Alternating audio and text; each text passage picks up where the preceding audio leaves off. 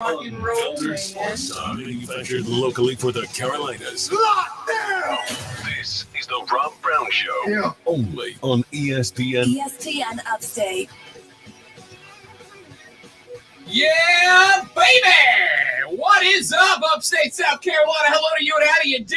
It is time for the Rob Brown Show right here on ESPN Upstate. Howdy, y'all. Great to be with you one more time again. I am Rob Brown on a glorious, beautiful, magnificent, terrible, ugly, disgusting weather type day all around the Upstate. Appreciate you hanging out with us. Thanks for jumping in. Thanks for stopping by. I am the aforementioned Rob Brown, which is convenient because of the show title. You know, it would be awkward if I was anybody else. Directly across from me on the other side of the glass, both metaphorically and quite literally, the guy on the ones and twos, we call him DJ Drew in the house. What up, fella? How you doing? I'm amazing, buddy. Did I tell you about my college radio show that I had? We did Tuesday and Thursday nights, a show that I created called Tommy Nelson Live. Tommy Nelson Live. And most people at my college didn't realize Tommy Nelson did not exist. So every single radio show, we would say, hey, Tommy Nelson called out, so we're going to have to do this spur of the moment. Sorry about that. And every single radio show was completely improv because we knew we didn't have a whole lot of time to put into it, but we called it TNL, Tommy Nelson Live. But Tommy Nelson's not here. There was no Tommy There Nelson. was none. Love it. Love it. I at one point had considered putting the name of a show, in years past, putting the name of a show that wasn't the name of anybody on the show, you know. I also so when I did when I was in Destin, I did rock DJing for a few years as well. Like I did a sports talk show, and then I spun on a classic rock station, and I wanted that to be like a different character, you know. So there was an old Saints quarterback named Bobby Hebert back in the day, and so my stage name was Robbie Hebert, was what I went with as a stage name. And then eventually one day somebody picked up on that on my sports show. So for like a week and a half, I called it the Robbie Hebert Show with Rob Brown. And there You were your own guest host there? Yeah, 100%. That's great. 100%. The Rob Brown Show, regular, just me, the Rob Brown Show is on your radio. It's ESPN Upstate, 97.7 FM Greenville, 97.1 FM Spartanburg, and all around the world. On your digital devices, grab the Audacy app, Audacy, and put it on your cell phone, on your tablet, on your PC, on your what am I missing? Laptop, phone, your 5G chip in your arm from the vaccine, whatever it is that you are getting your cell phone data on or your Wi-Fi data on. Throw that on there. And we'll go from there. Yeah, we'll go from there. You can listen to the show around the clock live as it happens. I am Rob Brown. He is Drew. We are ready to rock and roll on the broadcast today. No time to delay, Drew. Let's start the show. Let's do lunch. This is a very nutritious lunch. All the food groups are represented. You guys here?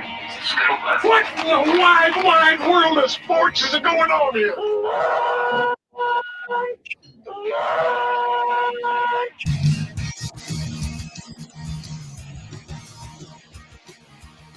All right, ladies and gentlemen, it is time for the lunch breakdown to 3 things you have to know before you go start talking sports with your friends, family, coworker, or the dog, whoever you spend your lunch break with. This will be what you talk about around the lunch table today. These are the things. It's 3 hours, but these are the only 3 things we talk. That's not true. We all know that's not true. Game number 2 is in the books. And listen, had I told you before the World Series started, I did. Had I told you before the World Series started that the Atlanta Braves would go down to Houston and go 1-1 to open up this series, turn it into a 5-game series where the Braves technically have home field advantage, you would have said, bravo, hooray, well done, good enough. Would have loved to have walked out of there 2-0, but hey, the Astros have made the World Series. Very good team. They are a good team. And that's why they won last night. 7-2 knocked off the Atlanta Braves. Urquidy gets the dub for the Astros. Max Fried, 5 innings pitched, 6 earned runs surrendered by Max Fried. Struck out 6, walked 1 as well, as the Astros get the better of the Bravos. Look, the numbers from the plate were just about reversed last night. 7 hits from Atlanta, 9 for the Houston Astros, but they had ribbies everywhere. Altuve had one, Brantley had one, Bregman had one, Gurriel had one, Siri had one, Maldonado had one. I mean, ribbies for everybody. Here's the reality. When guys from the top of the bottom of the order are hitting the ball well, you're in good shape. It was really only the middle of the order that hit the ball well for the Braves last night. And again, 7 hits last night for Atlanta. You had Freeman got on once. He was 1 for 4. 1 for 3 was Ozzie Albies. 1 for 4 was Austin Riley. 1 for 4 was Jorge Soler. Travis d'Arnaud was 2 of 4, the only guy with a multi-hit game last night for Atlanta. It was just not a great night from the dish for the Braves, but Urquidy is a hard thrower. 5 innings pitched, ended up striking out 7, surrendered just the 1 home run on the night. That ended up being to Travis d'Arnaud's second inning, was able to lift one up and out. The Bravos had it all squared heading into the bottom of the second, but then the bottom half of the Astros order just started finding the baseball. 4 runs in the second. The Braves would get 1 back in the 5th to make it 4-2, and the game was in reach. But then the Astros picked up another one in the 6th, picked up another one in the 7th, and it was all said and done late in that game. The Astros looked like an old school baseball team last night, right? Just small ball it around the field. Just go through, be consistent from the dish, wear down Max Fried. They did that. Lee Chavez, Smiley, and Wright would all come in. Kyle Wright, by the way, might have earned himself an opportunity to start if the Braves need to go bullpen game later on in the series. 3 batters faced, 3 strikeouts for Kyle Wright. 1, 2, 3 to end the game. But Atlanta could not get anything going in the top of the 9th, and that's all she wrote. So again, you end up in a spot. Now that the Braves are coming back to Atlanta. They're back to Truist Park. You've got 3 in a row. Travel day today. So game number 3, number 1 in Atlanta, is going to be tomorrow evening. 8:09. Saturday will be game 4. That one starts at 8:15 p.m. Sunday will be game 5, unless the Braves sweep all 3 and win the World Series, or the Astros sweep all 3 and win the World Series. Yeah. If none of that comes true, then Monday will be a travel day. Game 6 will be in Houston on on Tuesday, and then game 7 on Wednesday. That's where it stands right now. Look, you guys know, you've been listening to the show since the playoffs started. Rob Brown has not been keeping his hand on the panic button. He's been pushing it like this the entire time. All right? I have been panicked the entire time. Don't panic right now.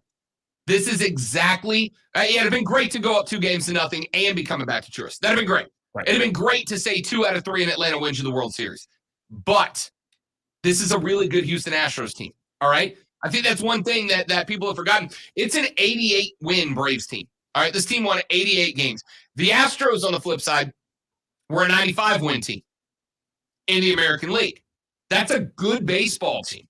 You went up against one of the hardest throwers in the game, Urquidy, last night, and you did okay. Look, the Astros only had 2 more hits than the Braves. They just came up with those hits in good places, and they spread them out a little bit more, right? That's what you have to do. You small ball it around. You don't make mistakes on the base pass, which the Braves did here and there. You take advantage of the situation on the Braves pass, which the Astros did last night. They did what the Braves did in game 1. They jumped out early. They built up the momentum. They got the energy going in the dugout and in the bullpen, and they rode that high to a game 2 win. The series is not over, Drew, but this is where we're going to see these Braves get tested adversity-wise. They went through it with the Dodgers. They got up 3-1. The Dodgers were able to steal one back. Everybody panicked. The Braves just came out the next game and got back to it. They're back home to the friendly confines. They're back in the ATL. They're going to have the home fans behind them. They have been tested by adversity and succeeded so far, Drew. Braves fans should not be pushing the panic button yet. Remember, it's a good Astros team. Come home, take 2 of 3, go back to Houston only needing 1 of 2 to win the World Series. Exactly. I don't think Braves fans are at all thinking panic. I just think we wanted the Astros to push the panic button themselves. We wanted them to feel how we often feel most of the season. So that's not happening. Astros feel like they have all the momentum going into Atlanta, and that's perfectly fine. They're the better hitting team. We said originally that this team was probably going to score 6 runs last night. If we could squeak out more than that, that would be awesome. The odds of that happening statistics-wise, it had to happen early. That second inning, you just felt like Astros have all the momentum. We're not going to get it back. We're not going to be able to swing anything. And then, we're not a come from behind thing. And that emotion that they played was the mirror image of the game previous. It really was. The same setup. And I think if we know anything at this point, we now know that getting up early is critical, right? Yeah. The Braves got up early. They were able to keep the Astros behind. The Astros got up early. They kept the Braves behind. It's the team that gets hot at the beginning. You need to put runs on the board out the gate. It just Braves felt first like team in World Series history to score at least 1 run in each of the first 3 innings. Never happened in 117 fall classics before that. The Astros were very close to doing the same thing last night, but they put up 4 in the second frame, and the Braves just weren't able to get back to it. Oh, it just felt like the 3rd, 4th, and 5th innings just were excruciating long and not able to get anything going. And that, I don't know if it caused the errors, but it felt like it. It felt like the errors were being caused by the lack of emotion, and the wheels were falling off, really not able to do anything that we wanted to do until the 5th inning, and then Astros responded right back. So disappointing. We're all feeling it, but no, I don't feel the panic button at all. Not unless the Astros go right into Atlanta and go up 2-1. That is not going to be a good feeling at all. No, you've got to win Game 3. All right, you don't want to put yourself in a spot where games 4 and 5 become back-to-back must-wins. But if you can go win Game 3, win that momentum, all of a sudden Game 4 feels a lot more comfortable. Sure. And you just need 1 out of Game 4 and Game 5 because, again, going back home to split in Houston, you can do it now. You've already done it. So we're going to talk more about that later on in the show. Item number 2 on the lunch breakdown. We got some sound out of Matt Rule yesterday. Matt Rule. So yesterday we learned early in the day that the Carolina Panthers were out. Early in the week, they were in on a trade for Deshaun Watson. Now they are back out, which is not really a surprise for 2 reasons. Number one, I think some of that stemmed from the fact that the Dolphins seem to get a little hesitant based on the legal complications of Deshaun Watson's case.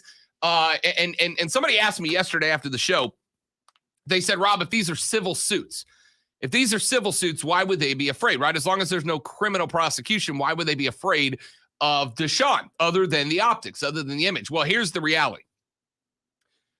In order to be ready to go, Stephen Ross said he would want all 22 of the suits to be cleared up. Problem is for Deshaun Watson's legal team, they could theoretically settle all 22 suits out of court, right? Go to every one of these women and say, we'll give you $500,000 to make this go away. And I'm sure most of them, maybe not all, most will go away. Problem is, if there was a blanket settlement and Deshaun settled out of court for all 22, there is a better than good chance that the NFL would effectively look at that as an admission of guilt, right? Like 22 lawsuits settled, they would look at that as a somewhat admission of guilt. And while it may not trigger a year suspension, it would likely trigger a 6-game suspension from the NFL for violation of the personal conduct policy. We've seen that happen to players before, not often, but I think Roethlisberger got one of these. A couple other players have as well, which means that they're effectively out for the remainder of the season with the exception of 3 games? So Stephen Ross wants him settled before he pulls the trigger, and I'm assuming Carolina probably was in that same boat and go, okay, 5 first-round picks plus, we're not going to have them this year, plus we've got him and Darnold on the payroll next year. No, we're just not going to touch that. Well, it led reporters to ask Matt Rule in his post-game press availability yesterday, what's the move? Are you sticking with Sam Darnold? Do you go to PJ Walker? Is there potential that somebody else might be on the trade block that you're interested in to play quarterback? Matt Rule said, quote, "For me right now, I'm focused on this week and trying to beat Atlanta. I feel really good about Sam. Obviously, wasn't a great game this past game. At the end of the day, when Sam goes back and watches himself, our whole team goes back and watches themselves against the New Orleans Saints. We see exactly what he is and what he can be, and we've just got to get back to that spot. Obviously, as you know, I can't comment on any other player. I'm focused on Sam and getting him back to the level he was playing at. I think that has to be everyone's focus, end quote. And frankly, DJ Drew, that's the right way to handle the situation, right? Yeah, that's the safe way out. I mean, if you were to say anything at this point, it would just get you in more hot water and more distractions. And if you end up losing to the Dirty Birds, then you have a lot more to answer for and just say, why didn't you keep your mouth shut this week? So, yeah, that's the proper thing to do right now, is to say we're concentrated on winning, and we're definitely not going to give up the idea of drafting more offensive linemen as opposed to a quarterback in the future anyway. So that's what we need. Panthers go into this game this week against the Atlanta Falcons, who are also not good at football, but have a couple of wins lately to show for it, as 3.5-point underdogs on the road at Atlanta. 3.5-point dogs are the Panthers, which makes it a pretty even game, right? So usually you can count on the home team getting 3 points for being at home. This basically says that the folks in Vegas think Carolina and Atlanta are relatively well-matched teams at this point. We're going to talk about that, and that game is, of course, in our picks that we will make in the second hour of the show. Finally, item number 3 on the lunch breakdown. We're a couple of days out, but I wanted to hit it anyway because you know how busy Fridays can get on the show. The NASCAR Cup Series set to run at Martinsville this weekend. We are just about to cut from 8 down to 4 playoff drivers headed into the home stretch. Kyle Larson is already clinched. He is in the championship 4 after winning October 17th at Texas Motor Speedway. Then he turned around and doubled it up and won last week as Kansas as well. As a result, the 3 remaining championship 4 spots will be decided in this Sunday's race. It's at 2 o'clock on NBC. There are 7 other drivers that are in the mix right now. Chase Elliott, Denny Hamlin, Kyle Busch, Ryan Blaney, Martin Truex Jr., Brad Keselowski, and Joey Logano. All of them are eligible to clinch a championship 4 berth with the win. So, if Elliott, Hamlin, Kyle Busch, Ryan Blaney, Truex Jr., Keselowski, or Logano win,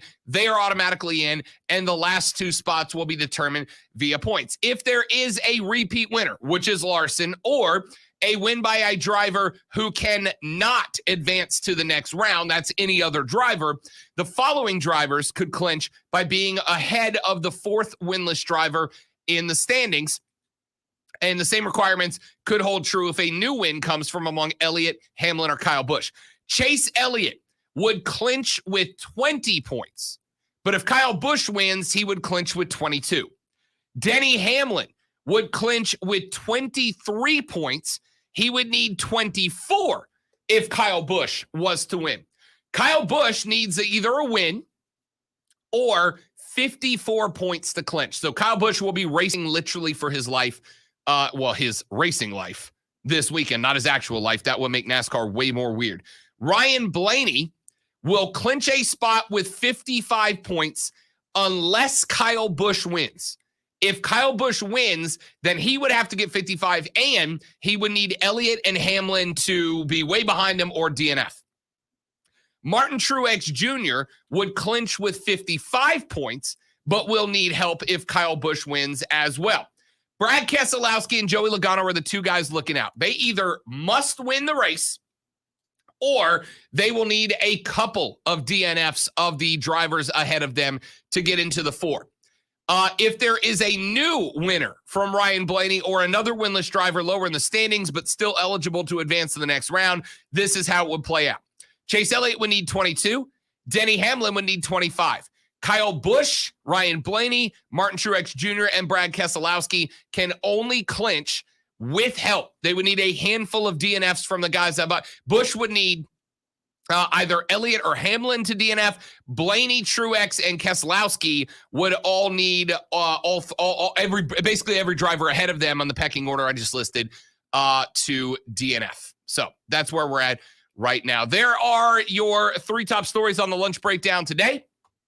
When we come back here in just a minute from right now, we're going to talk Carolina Panthers. They are out on Deshaun Watson. Sam Darnold gets the vote of confidence from Matt Rule this week. We'll address that. Is that the right call? Coming up at 1:20 this afternoon, time to talk some hockey. Hacky. Your Greenville Swamp Rabbits are back in action tomorrow night at the Bon Secours Wellness Center. We're going to be joined by Todd Macklin. He is the president of Spire Sports and the Greenville Swamp Rabbits. We're going to talk to him a little bit about what this offseason was like, what's it like running the Swamp Rabbits from the corporate office, and more. All that coming up on the show today. I'm Rob. He's Drew. And this is the Rob Brown Show on ESPN Upstate. The Rob Brown Show. Listen on your computer and tablet at ESPNUpstate.com. AutomotiveMap.com presents the Sports Flash on ESPN Upstate. Pass to McDaniels, Yes, 3 on the way all for the right. wing. It's good. Give an assist to the reigning Rookie of the Year and dial up another Lowe's drilling three-point shot for Jalen McDaniels. The action on the Hornets Radio Network, 120-111, the victory at Orlando. The Hornets are 4-1 with the win. 31 points for Miles Bridges in the victory. The Hawks beat the Pelicans 102-99. Atlanta 3-1 with the win. The Pelicans dropped to 1-4. Atlanta rallied back after trailing 33-19 after the first quarter. Trae Young with 31 points. The World Series tied at 1-1. Houston with a 7-2 win over Atlanta last night. Jose Altuve homered in the 8th. Jose Urquidy struck out 7 over 5 innings. Houston jumped on Atlanta starter Max Fried. He gave up 5 runs on 7 hits over 5 innings. ESPN Upstate is your home for Burns Rebels high school football play-by-play every Friday night at 7 o'clock. That's the Sports Flash. I'm Chuck Sanders on ESPN Upstate. High school football fans, I'm Cole Bryson. Get the scores, discussion, interviews, and more on the Saturday Morning Scramble powered by Founders Federal Credit Union. Every Saturday from 8 to 10 a.m. There's the snap. It's reverse. Quay Meadows, right side. Five. Touchdown. Quay Meadows. It is a one-score game. The Saturday Morning Scramble. ESPN Upstate. Everywhere on the Odyssey app. Powered by Ingles Markets. Official grocery store of the Saturday Morning Scramble. So the eating holidays are upon us, and you're thinking this is not a time for me to try to lose weight, but it absolutely is. I'm coming in hot. What are the chances that the Panthers say psych and That call relationship Cam? is ruined. That would be the NFL equivalent of a booty call to the ex. That's what that would be. Hey, you up?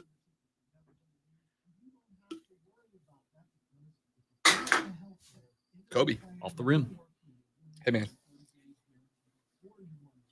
You don't have to call class in here.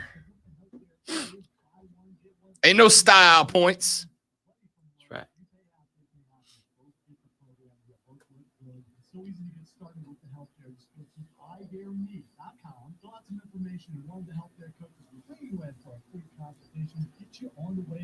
How do we fix the echo?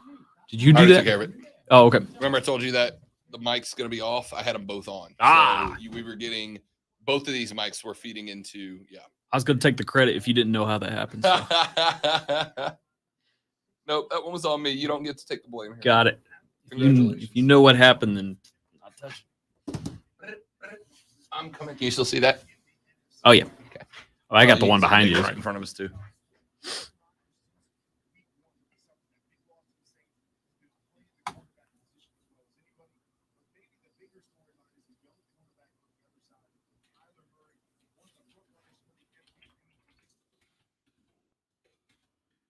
We got Rashad Beard at 1 o'clock, too.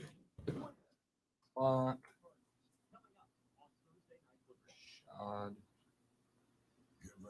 Beard. And right after him, Todd Macklin. And then at 1:35, Hicks review last week. Morgan silver dollar coins has been found. These gorgeous 1889p silver dollar coins are as bright and shiny as the day they were struck. Only a limited quantity. I'm waiting to hear back from Lonzo if he's joining us for Fight Club, but that's going to be at 2:20. We'll do it either way. Just call government at 1-800-222-1975 and you are guaranteed I'm coming in hot.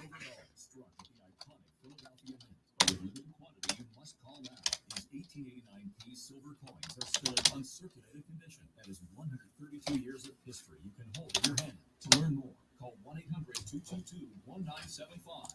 Call now and you'll receive a free American Coin Collector's Bonus Package, a $25 value, free with every order. Call 1-800-222-1975 now. to secure your 1889p Morgan silver dollars before they sell out. That's 1-800-222-1975. Mad World Haunted Attraction is now open. Voted one of America's top haunts and #1 in South Carolina. Venture through the haunted house and trail full of elaborate sets, special effects, and top-notch actors. Play our creepy carnival games and escape rooms, or check out our brand new 18-hole Ghost Town Mini Golf. Grab your friends and get ready to scream. Located in Piedmont off I-85, exit 35.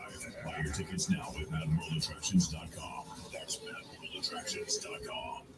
This report is paid for by the U.S. Department of Health and Human Services. COVID hospitalizations of young people have tripled since the start of summer. So talk to your doctor if you've got vaccine questions. 10 seconds. Find vaccines near you at vaccines.gov. Paid for by the U.S. Department of Health and Human Services. Call 844-GSP-ESPN. Text keyword ESPN and your message to 71307. Get in the game on the Rob Brown Show. Only on ESPN Upstate.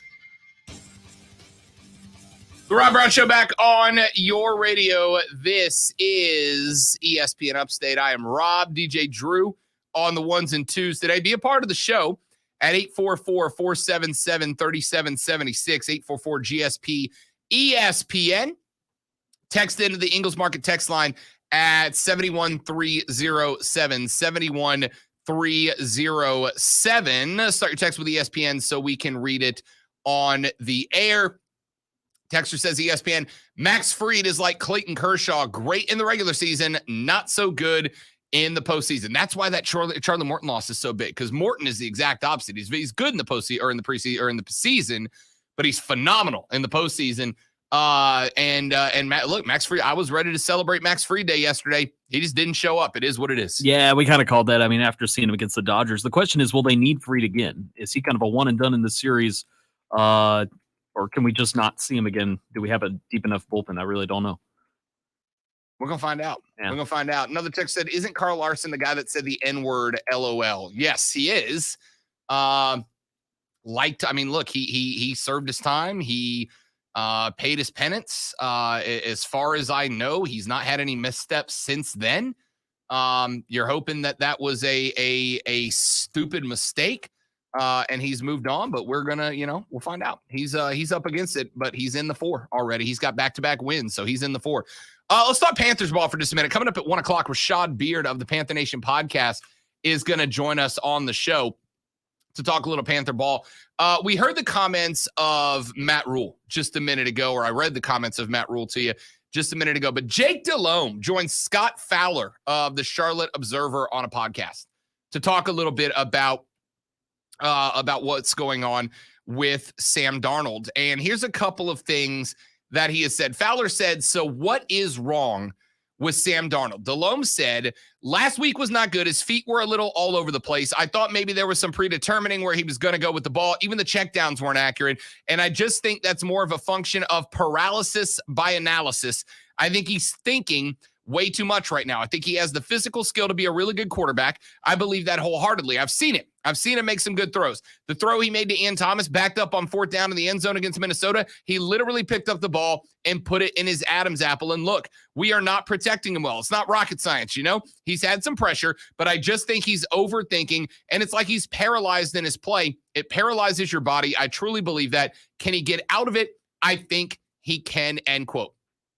Asked if he was giving up on the Darnold experiment after the 4-game losing streak, he said, quote, no, I'm not. And listen, I understand how bad last week was. We know it wasn't good. Everybody knows. And Sam doesn't show a ton of emotion, right? He's very measured. I just want to see him relax and breathe a little bit. Maybe last week was a culmination. He wanted to play well. It's back in New York. Did that make him want to play perfect? But he's got to get better. It's very simple. Nobody is coming to save us. Do I sound like John Fox? Well, he was right. Nobody is coming to save us. So how are we going to respond? There's no better way than to go and play well in Atlanta. Just let it loose. Go play. Trust the offense. You're smart. Get the play call. Go through the reads. 1, 2, 3, check down. Boom. End quote. He then went on to say that Darnold's feet and his progression look good in the first 3.5 to 4 games, but now that McCaffrey's out, the check down, he's not as comfortable with it. He said, quote, I've seen him play well without Christian, or should I say well enough against Dallas and Minnesota. End quote. And I got to tell you, I'm with Jake Delhomme on this, right? I'm with Jake Delhomme on this. At the end of the day, even as a professional athlete, there are just some situations where your back's against the wall and you can't win, right? I've told you guys the story of Tom Grant, my old middle school coach, who said sometimes the problem is the guys across from you are just better than you are, right? Well, Sam Darnold's been going up against some decent defensive lines in Minnesota. Minnesota's probably got sneaky one of the best top 5 defensive lines in football. The Eagles aren't great, but they're good across the front 7. The Giants are really the only one that I'm like, probably no excuse there. But I agree with Jake Delhomme on this in that Sam Darnold is getting absolutely hammered by pressure. It's causing him to not have the ability to go through his reads in the progression, right? The quarterback ought to go snap. Read 1, read 2, read 3. None are there. If there's no pressure, run through them again. If there is pressure, check it down. Sam Darnold's not even getting the time to get to read 3, right? It's 1, 2, get it to the, and it's not even like there's a check down, deliver the ball. It's just kind of panic, throw it out there and get rid of the ball. I'm going to ask Rashad Beard about this coming up in about 30 minutes. But as far as I'm concerned, from the games that I have watched, DJ Drew, if you're putting all of this on Sam Darnold right now, if you're throwing all of this on Sam Darnold right now, I don't think you're paying enough attention. Yeah, I really don't. It just comes down to something so simple, but the fact that you don't have McCaffrey, I think, just changes the whole dynamic of your go-to person. And his go-to person that is normally there when the pocket collapses changes everything. So at this point, he's going to have to mentally figure out, what do I do since I don't have my go-to person? I really don't know. How quickly do you fix that? Do you fix that this week against the Falcons? Actually, you might. The Falcons are not that impressive of a defense. It might just be give them a chance to catch their breath. You know, it's the thing is about Atlanta. They are not terrible across the front 4. They're not terrible. They're not good, but they're not terrible across the front 4. They are going to bring a ton of pressure at you. They're going to bring a ton of pressure at you. They are going to absolutely push you up the middle. 100% going to push you up the middle.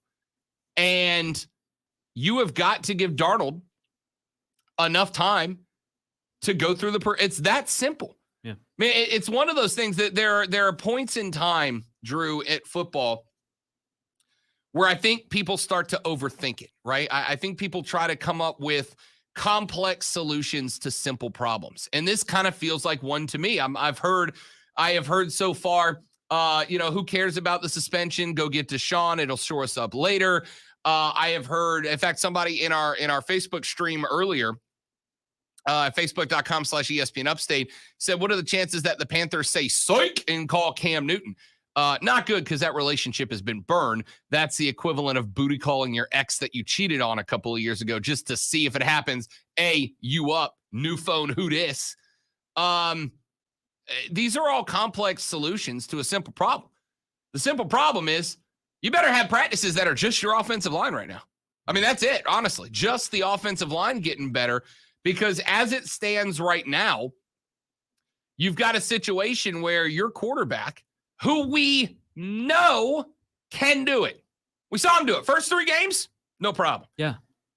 The fact that Christian McCaffrey is not out there does not take away from the fact that we know Sam can do it. But when you don't have CMC, when you're sending Chuba Hubbard on the escape valve route, you don't need to send 2 guys to cover up the space where he is, right? You just put a linebacker to spy on Chuba Hubbard. It opens up one more guy to be free, which is creating additional pressure on Sam Darnold. And because there's extra pressure on Sam Darnold, he's just not capable of getting through the progressions, getting to the right spots, finding the right guy, and getting the ball to him. And, of course, it doesn't hurt that, Christian McCaffrey's got arguably the best hands, maybe with the exception of Alvin Kamara, in the entire league. When you don't have that and the dude does not have the time to hit 1, 2, 3 check down, of course it's going to fail. Of course. It's a very simple solution, Drew.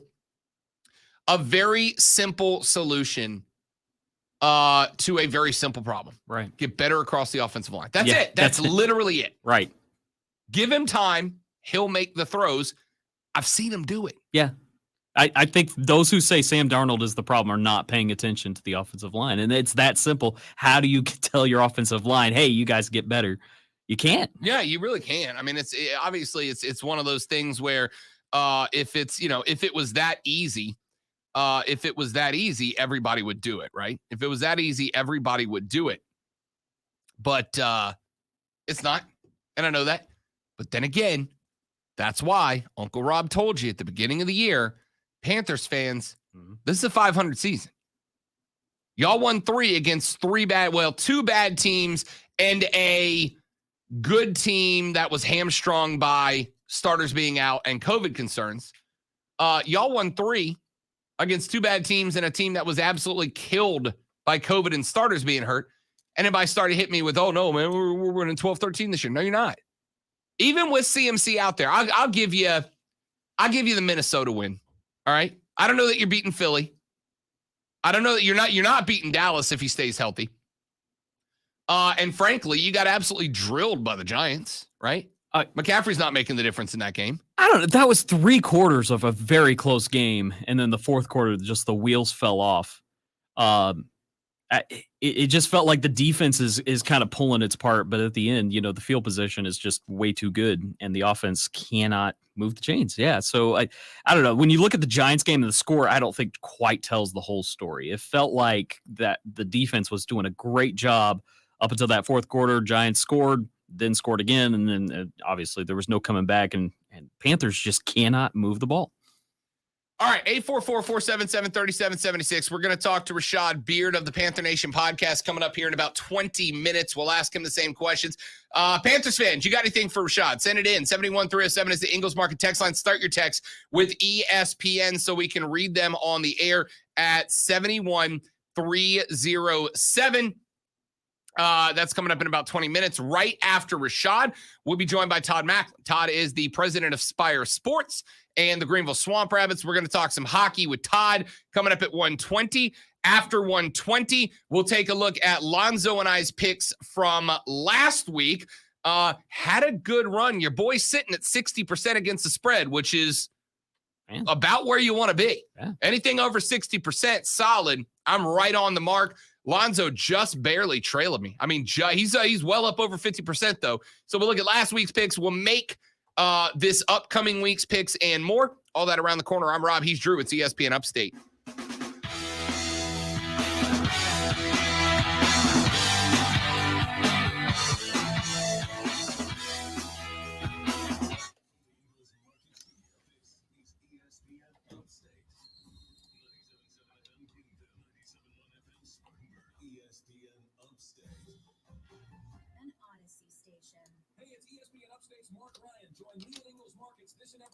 From 3 to 7 with a special live edition of Offsides with Mark Ryan. This Thursday will be at 8004 Warren H. Abernathy Highway in Spartanburg. Brought to you by Ingles Markets on ESPN Upstate.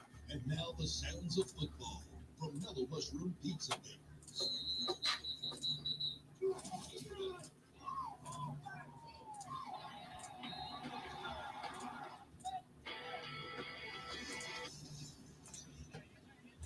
Enjoy the taste of football too. Hand-tossed pies, hoagies, wings, meatballs, hot pretzels, and over 100 beers from around the world. Mellow Mushroom, on Augusta Street in Greenville's West End. Football season is here. Visit Discount Tire and let our pros take care of you, so you never miss a moment of the game. Get 30% shorter average wait time when you buy and book online. Use Treadwell, your personal tire guide, to find the right tire for your driving habits and get the same expert advice that you get in the store. At Discount Tire, we take pride in making your experience with us as easy as possible. Discount Tire, let's get you taken care of. Maureen saved big shopping epic daily deals at Amazon. So now she's free to become Maureen the Merrier. And with her brand new tableware, everyone's welcome at Maureen's table. All of her family, friends, even her neighbor with the pet. Hey, has anyone seen a ferret around here? Found it. Dig into Amazon's epic daily deals. Spend less, Smile more. So a friend told me about Mr. Clean Magic Eraser, and his exact words were, "It changed my life. I used to spend a ridiculous amount of time trying to remove tomato sauce from inside our microwave and soap scum off the bathtub. It's like seriously magic, and my secret weapon for cleaning the kitchen, bathroom, doors and walls, and even keeping my sneakers clean. Mr. Clean Magic Eraser, greatest invention ever." Mr. Clean, Mr. Clean, Mr. Clean. Mr. Clean Magic Eraser, the unicorn of cleaning.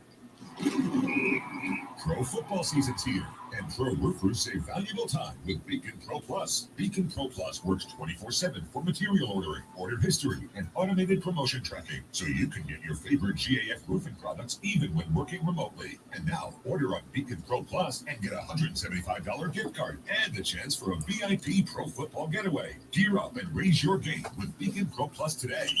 Build, score, and win at BECN.com. 10 seconds. 10-4.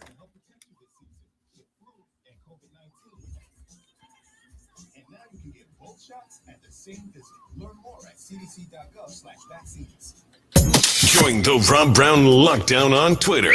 Tweet at The Rob Brown Show on the Upstate Sports Leader, ESPN Upstate. All right, Braves fans, relax. Deep breaths. Okay? Deep breaths. You have taken home field away from the Houston Astros. Keep in mind, the Houston Astros were the odds-on favorite in this World Series, right? They were the odds-on favorite in this World Series. They were the team expected to win this and expected to win it in 5, right? I mean, based on the money line, expected to win it in 5. But instead, the Braves went and took home field away. Now, you did it at the cost of Charlie Morton, and I'm not going to lie to you, that's a big blow.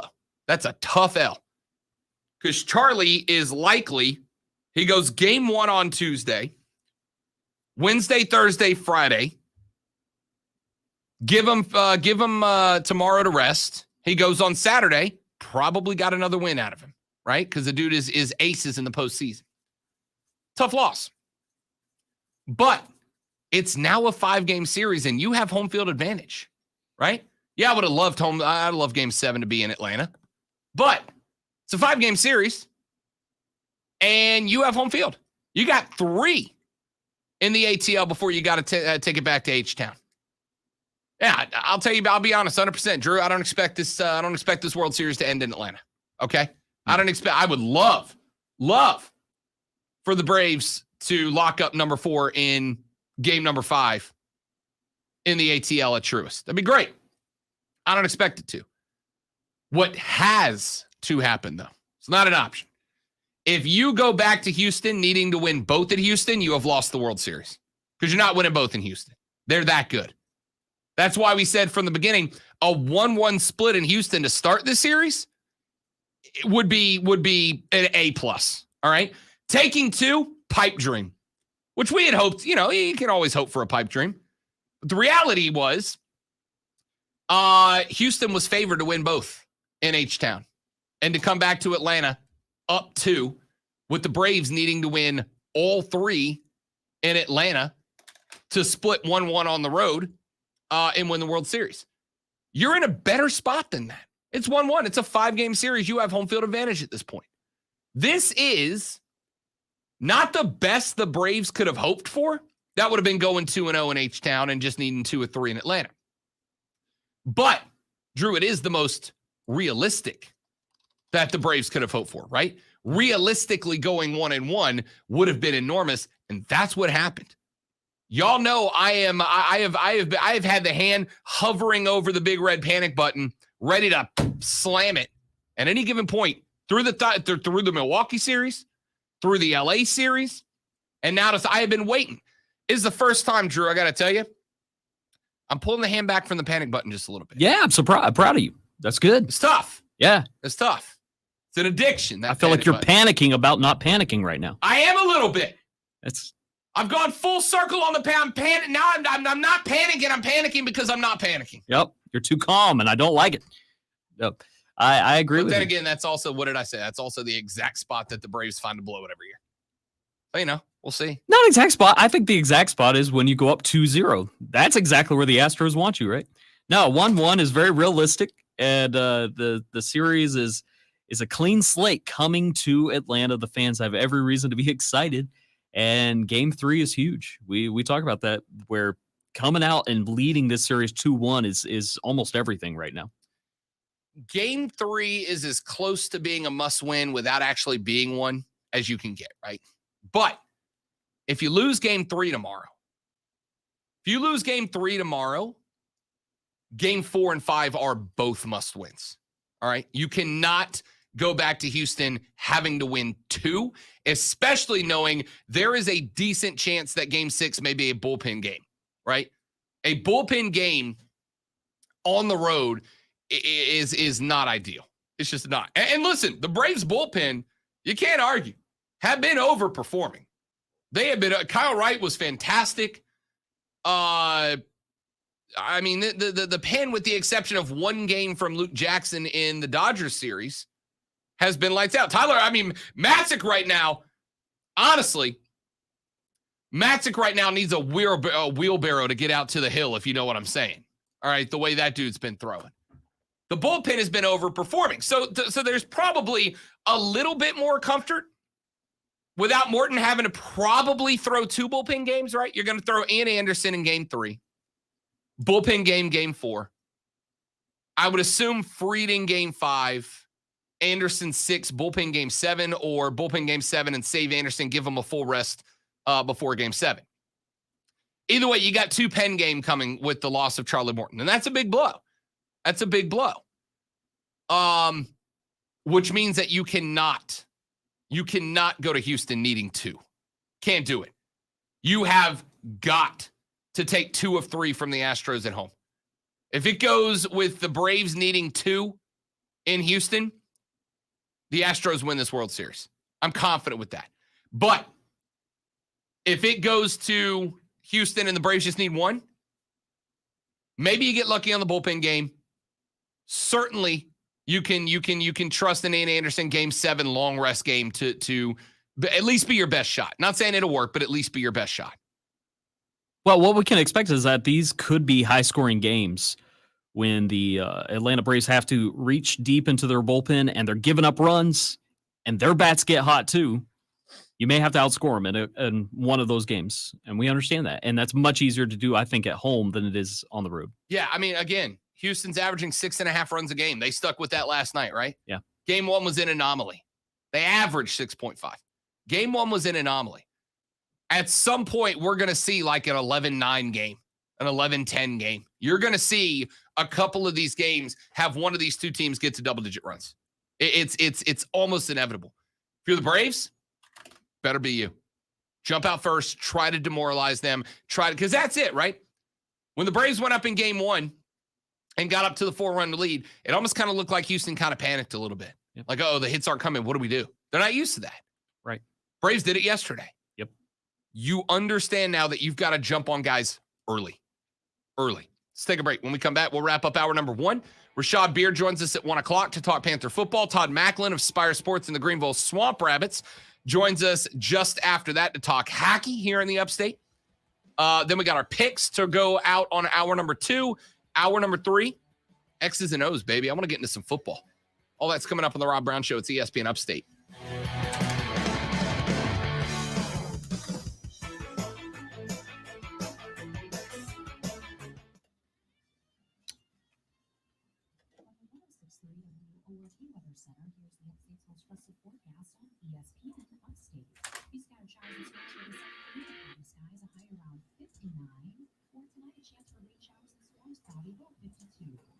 Chance for rain high 59 and 60s for the weekend. Meteorologist Jennifer Luchetsky on ESPN Upstate. Currently, it's 53. ESPN Upstate, your exclusive home for Major League Baseball. Play the biggest games from Major League Baseball's past. Who does that?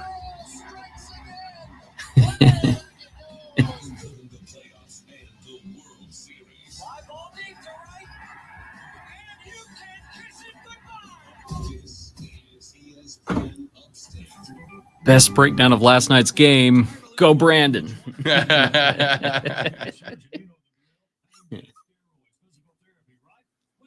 With Drew in the booth and the World Series happening, I think it's prime time and ready for Beer Canner Ball Club. Man, that's flattering. Throw I it like it. together if you want, buddy. Yeah, I'll see what I can do. Crap, I forgot to check on your computer too. Last night was a Tony weird got night. me one. We're good. Oh, good. I appreciate Okay. it. Tony had an extra one back there. Well, awesome. I'm glad that worked out.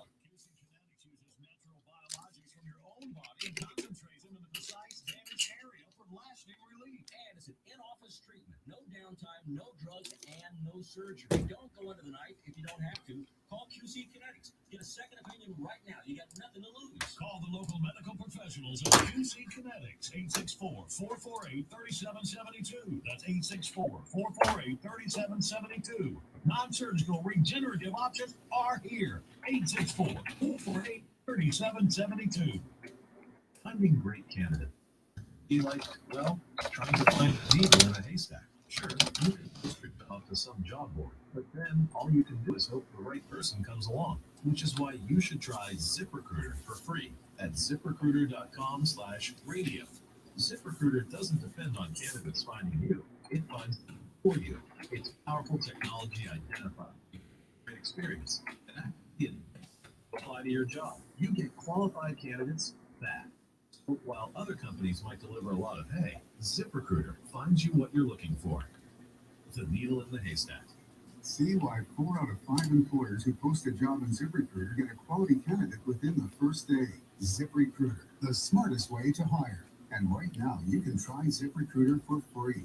That's right, free at ZipRecruiter.com/radio. That's ZipRecruiter.com/radio. ZipRecruiter.com/radio. Haunted Attraction is now open. Voted one of America's top haunts and #1 in South Carolina. Do I call Rashad? Yes, Let I me, will get you that number. Okay. You want an hour? Sure. Okay. Hang on one second, stream.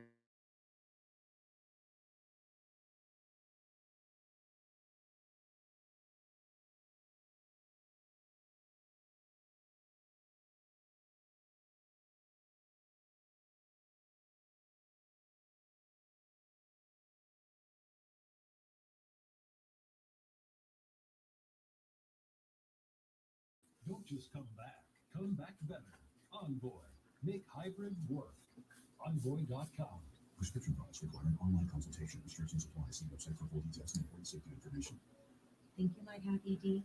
Not sure? Well, we'd like to let you in on a little secret. ED is common.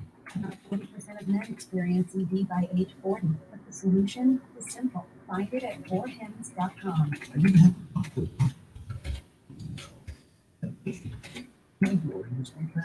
Hims took care of it. Fast and easy. Now our love life is better than ever. Get access to doctors online who can prescribe you FDA-approved ED medication if appropriate. The same active ingredient as name brands, but 90% cheaper. Skip the waiting rooms and pharmacy lines. Get a free medical. That's a good idea. I could do minor league champions or award-winning beer. Call it Blue Ribbon Beer Canner Baseball. I like that. But you would probably know minor league champions. Probably a couple. You'd be surprised. Yeah. I'll have to give that some thought. 10 seconds. Just scan the QR code on the Big Rate Coolers for a chance to win free tickets. Come win big at Spinks, making life easier. No purchase necessary. There's the rest, and then there's the best. You're listening to the best sports talk show in the state, according to the South Carolina Broadcasters Association. The Rob Brown Show on ESPN Upstate. All right, putting a bow on hour number 1 here on the Rob Brown Show on ESPN Upstate. Let's play a little game with Drew here. Merriam-Webster Dictionary has added an update of 455 new words to the dictionary. Okay. Let's see how many of them Drew can identify as a you're a younger millennial. I'm an elder millennial. You're a younger millennial. Here we go. Here's a couple of things that have been added to the dictionary. Drew, what do they mean? Number 1, FTW. FTW. Yep. For the win. For the win. That is correctly right. An abbreviation for the win, used especially to express approval or support. Here's another one, Drew. Deplatform. What does it mean to deplatform? Deplatform would be to unseat someone from their championship or win. Close. Deplatform means to remove and ban a registered user from a mass communication medium. So if you were to be removed from Facebook, you have been deplatformed. Here's another one for you, Drew. What is a digital nomad? What is a digital nomad? That's in the dictionary now. Digital nomads would be somebody who just completely goes off the grid, gets rid of all their social media stuff. Very close. A digital nomad is almost the opposite, though. Very close, but also the opposite. A digital nomad is someone who performs their entire occupation entirely over the internet while traveling. That So makes they're sense. physically they're everywhere, but they exist solely career-wise, solely online. Interesting. Here is another one. What is, Drew? What is 0 day? What is 0 day? 0 day would be what's supposed to be a work day, all of a sudden a surprise holiday. No, that's what I thought too. I thought the same thing. A 0 day is it's a tech word. It's a tech word of relating to or being a vulnerability, as in a computer or computer system that is discovered and exploited as by cyber criminals before it is known or addressed by the maker or vendor of the software. That How was about my that? next guess. Yeah. There you go. Very close. Here's another one. Drew, what is fluffernutter? Oh man, you've used that. Uh-huh. I have heard that. A fluffernutter. Somebody who just is a pansy. No, you could use it that way. You could, but there actually is an actual definition. A fluffernutter is a sandwich made with peanut butter and marshmallow cream between two slices of white sandwich bread. It's actually a sandwich. That sounds terrible. How about that? I got more words we'll hit Drew with later on in the show. We got to run to a break. Rashad Beard from the Panther Nation podcast joins us when we come back on the Rob Brown Show. This is ESPN Upstate. Snuck up on me. Yeah, it happens.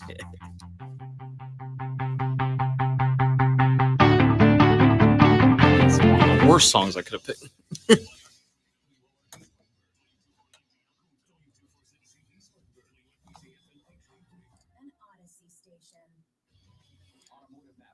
presents the Sports Flash on ESPN Upstate. The World Series tied at 1-1. Houston with a 7-2 win over Atlanta last night. Jose Altuve homered in the 8th. Jose Urquidy struck out 7 over 5 innings. Houston jumped on Atlanta starter Max Fried. He gave up 5 runs on 7 hits over 5 innings. Pass to McDaniels, 3 on the way from the wing. It's good. Give an assist to the reigning Rookie of the Year. And dial up another Lowe's drilling 3-point shot for Jalen McDaniels. The action on the Hornets Radio Network, 120 to 111, the victory at Orlando. The Hornets are 4-1 with the win. 31 points for Miles. Hey, Rashad, this is the producer of the Rob Brown Show. How you doing today? Excellent. I got about 60 seconds of commercials. I'll put you on hold. Classic Rock 101.1 airs Carolina Panthers football every Sunday. Carolina kickoff starts 2 hours before kickoff. That's the Sports Flash. I'm Chuck Sanders on ESPN Upstate. Keep up to date with every Upstate high school football game in real time with the ESPN Upstate score stream at ESPNUpstate.com.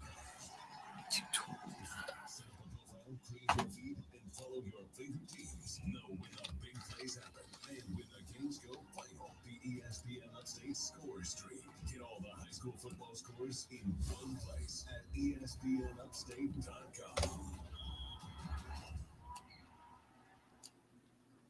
Have you heard the Rob Brown Show? Joined now by Clemson starting quarterback DJ Uiagalelei. So you're the starting guy, man. Like you're the face of the team this year. Any added pressure for you to carry that Tiger ball on the lookout? The only thing I just want to be able to represent Clemson University. As a great university we are, We know Dabo has kind of over the years built this culture and this family. What's that been like for you to be not just a part of that family, but really a leader of it? Obviously, it's part of the Clemson family, to be there. We just want to be able to be a part. We just give 110%. Just to continue to keep building that program. So obviously there's going to be a little difference in the offense with you under center versus Trevor. I think the only thing I might be different is that I might weigh a little bit more than Trevor. I'm about 250. I think we're real similar in our games, but I just want to be able to bring my own business flavor to it. Sure. Do different stuff. So whatever they want to do, I'll run the ball 100 times in the game. Whatever they want me to. Whatever it takes to get a W, I'll do whatever it takes. I respect All right. Open starts now. Warning. Man, check this out. You're on official Rob Brown lockdown. Represents being real. Yeah. Real, unfiltered sports talk manufactured locally for the Carolinas. Lockdown. This is the Rob Brown Show. Yeah. Only on ESPN. ESPN Upstate. Hour number 2 of the Rob Brown Show is on your radio. This is ESPN Upstate. Hello to you and how do you do? Welcome back, Upstate South Carolina, to the phone lines. We go as we do every single Thursday at this time. We welcome in the young man out of Charlotte, North Carolina, who hosts the Panther Nation podcast. You can check them out on Twitter at Panther Nation PC, but absolutely subscribe to them on YouTube at Panther Nation Podcast. It is a phenomenal resource to keep up with everything going on in Carolina, whether it's good or more recently, maybe not so good. Rashad freaking Beard joins us here on the show to talk a little Panther football. Shad, what up, fella? What's up, dude? Yeah, and you're absolutely right. Good or bad, we are here every Monday and every Thursday to talk Panthers football. I mean, it's not so good right now. We started out hot, and now we're not so hot. But we're going to talk about it. Let's get into it. Let's get into it, big dog. All right, so I've said this a couple of times, Rashad, evaluate. 3 wins to start the season. A bad Jets team, a Saints team missing 6 starters and 9 offensive coaches due to COVID, and a bad Texans team. I think, Rashad, I'm not saying you, but I think y'all's fan base got a little overconfident. I think the expectations, the bar went up just a little bit. That being said, I did not see this team dropping all 4 of its next 4. Dallas, sure. Minnesota, I think, is better than they're getting credit for. But what happened last weekend, Rashad, was just, man, that was bad. That was bad. Yeah, I think that you're absolutely right. And this Panther family, Panther Nation, when we saw the 3-0, we all got excited. I mean, I'm guilty. The majority of Panther Nation is guilty, right? We haven't seen consistent winning here for a long time. So when you start to see those W's come in, no matter who they are, we get excited, right? And I defended those wins, right? I defended the Jets win, I defended the Saints win, defended the Texans win. Hey, all W's matter, right? But then, Christian McCaffrey goes down and we drop 4 consecutive games. The latter of being, which is the worst, right? This Giants loss was the worst loss. I've got to be honest. This is the worst loss I've seen in Panther, in a long, long time. It's been a long time since we've lost that bad. Even going back to last year, everybody brought up the 0-8 Teddy Bridgewater thing, right? The 1 possession losses. Well, at least we were in position, right? Those games were close. We got blew out by a Giants team that is not a good Giants team. The Giants team was missing the starting right tackle, the starting left tackle, their starting running back, their top 3 wide receivers. I mean, this was a terrible, terrible, terrible loss. And, I mean, there's no excuses for it. You can't come out and defend it. There's nothing you can say. And so we're all frustrated at this point. We're kind of, you don't know what you're going to get week to week now. And it's really frustrating. It's really frustrating. Rashad Beard, host of the Panther Nation podcast, joining us here on the show. Here's one thing I want to be careful about. And I suspect you and I might be in different spots on this, Rashad. I've seen a lot of people trying to pin everything on Sam Darnold, trying to pin the whole fall apart. And listen, the dude wasn't good. All right. I acknowledge that. I know that. But I've said a number of times this week, if you pin that L on Sam Darnold, you didn't watch enough of the game, Rashad, because there was a lot more wrong than just Sam Darnold. Yeah, I mean, absolutely. It's not just Sam. You would be remiss if you blamed everything on Sam Darnold. It's not all his fault. But he is the quarterback, right? And there were some errant passes, and he has to take responsibility for some of that. I mean, some of it is his fault. I mean, I'm no Sam Darnold, never been a huge Sam Darnold fan. I wanted it to work out. I wanted him to be the guy. I want to get off the QB carousel. So I want him to be successful. But the fact that this offense and Joe Brady and Sam Darnold need Christian McCaffrey so bad. It's very telling to me, and I'm not going to pin the franchise quarterback moniker on Sam Darnold because he needs all of this to be in place to be successful. And I'm at the point where Sam is about what I thought he would be. I didn't think he was going to be a franchise guy, and he's proving that to be correct. I mean, when you're talking about having to work on footwork and go back to basics, this guy is, first of all, he's not a rookie. We have to stop treating this dude as if he is a rookie. He's a fourth-year veteran, albeit on a rookie contract, but he is not a rookie and should not be coddled as such. He should be treated like a 4-year vet. He's not playing like that. And so I agree with you. It's not all his fault, but he's got to take some of this heat. We're talking to Rashad Beard, host of the Panther Nation podcast. I read and I don't know if you've seen it yet or not. Jake Delhomme sat down and did an interview with Scott Fowler of the Charlotte Observer, and they asked Jake Delhomme, talk to me about Sam. Are you giving up on him? Delhomme said, I am not giving up on the kid. He's under constant pressure, and he's got, quote, paralysis by analysis, as he thinks he's overthinking the game. He's got too much going up on the noggin, that if he had a little more protection, he could settle down. He said, I know he can make the throws because I've seen him make the throws. Do you believe that if you could put a better line in front of Darnold, that he would be more week 1, 2, 3 and less weeks 5, 6, and 7, Sam Darnold? I would say that if most of his interceptions came under duress. His interceptions, he has a clean pocket. The majority of his interceptions, he has time, and he is just throwing the ball into no man's land. Yes, every quarterback with an improved offensive line is going to be better. I get it. And he's getting some things, but he feels like that internal clock in the back of his brain is probably running a bit fast because the offensive line isn't great. And I think this is where you can get into saying that, it's not all his fault, right? I feel like Joe Brady has to be better with moving the pocket. We have to get him out of the pocket and stop dropping him back five-step drop backs. And he doesn't have time for that. He has to, and I think one of the buzzwords you've heard, this week is rhythm, right? He has to get in rhythm. One thing you saw with Teddy Bridgewater last year, and a lot of people killed him for it, was that, he's not throwing the ball deep. Well, that's what you don't have time to throw the ball deep when your offensive line is not good. You have to throw the ball into them, quick drop backs, and let it fly.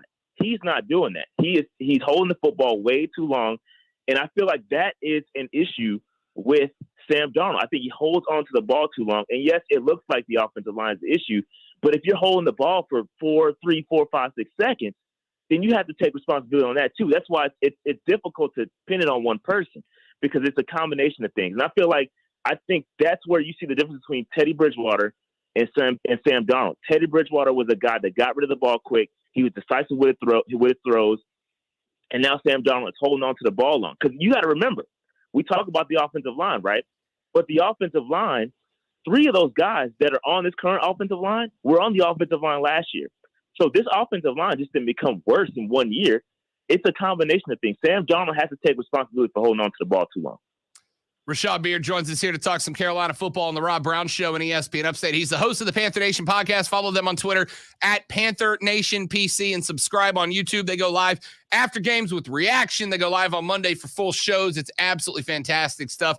Rashad, going into last week, we heard Matt Rule say, we're going to see a vastly different offense. We're going to run the ball more. We're going to do this. We're going to do that.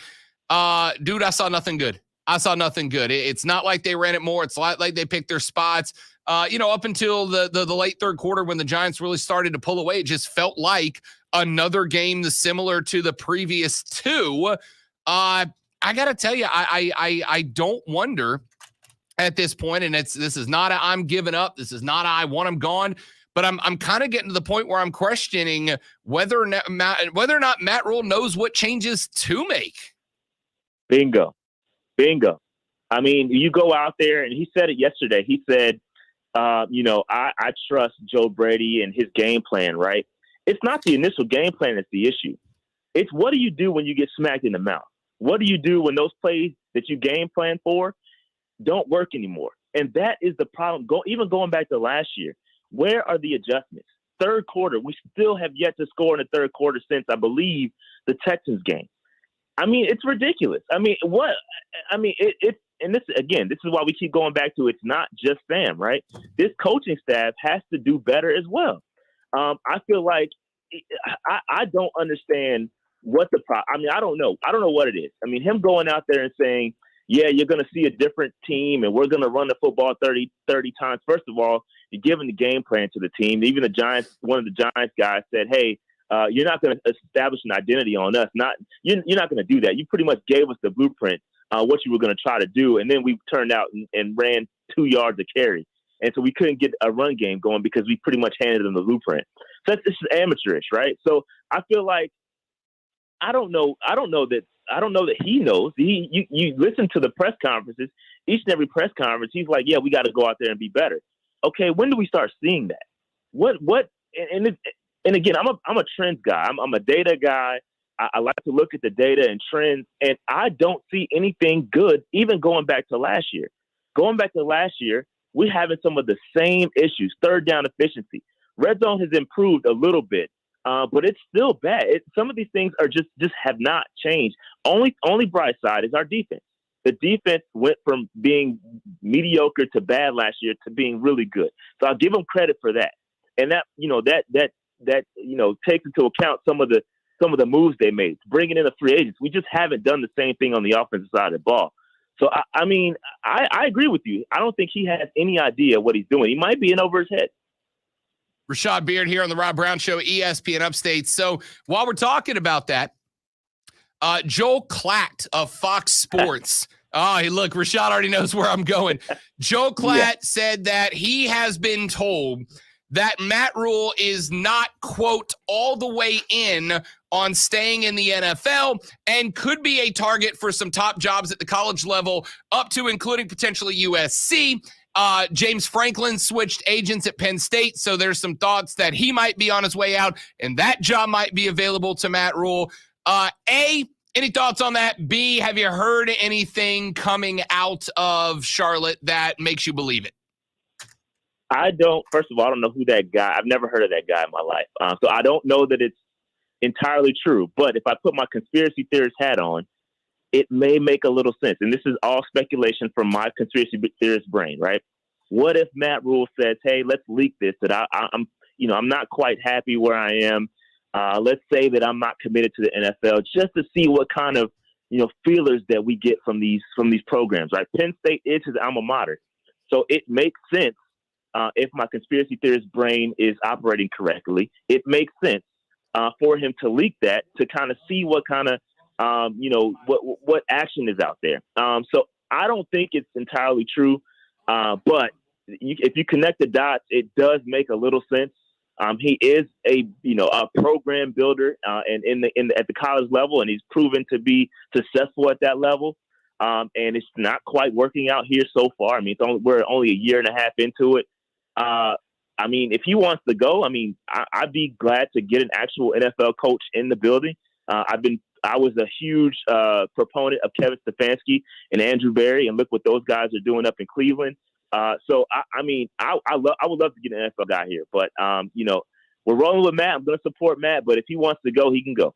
Rashad Beard, last question, turn you loose. You got Atlanta on the road, a team that has had some struggles, not very good, but they've been trending in the right way. Carolina on the road, 3.5-point dogs, which means that Vegas considers these two teams relatively equal. Give me your 30-second breakdown on this game. Yeah, bottom line is we need this game. If Matt Rule wants to turn this thing around, there's no better game to win than an Atlanta game. We don't like Atlanta. That is our most hated rival in the NFC South. So if he can go out there and win that game, I think it's a winnable game. But I said the last three were winnable, and I'm not going to go out and make a prediction and say, yeah, we're just going to dominate, because I don't know what Panther team we're going to get. But I think if Matt Rule wants to turn this thing around, get back on the right foot, there's no better game to do it than against the Atlanta Falcons. And it's a winnable game. Like you're saying, they're not that great, but they are trending in the right direction. But it is on the road. We haven't fared that well in Atlanta. But I'm excited. I want to see Sam Darnold be successful. Let's see if they can if the offense can get back on the right foot. and hopefully they do just that. But I have really low expectations, to be honest. There you go. That's Rashad Beard. Again, follow the Panther Nation podcast on Twitter at Panther Nation PC, but make sure you are subscribed and notified to their YouTube channel where they put all the stuff after games, the day after games, throughout the week. Rashad, my dude, good to talk to you, buddy. We'll talk to you next week. Hopefully it's on better terms, amigo. Yeah, man. We need to speak on some happy terms, man. I'm tired of coming up here talking about L's. All right, we'll see. We'll see if the dub's on the board next week. That's Rashad Beard, again, host of the Panther Nation podcast. Quick break. When we come back, Mr. Todd Mack joins us as we talk Swamp Rabbits hockey just outside of 24 hours away from the homestand. Number one of your Greenville Swamp Rabbits. That's next on the Rob Brown Show and ESPN Upstate. Is he hanging on?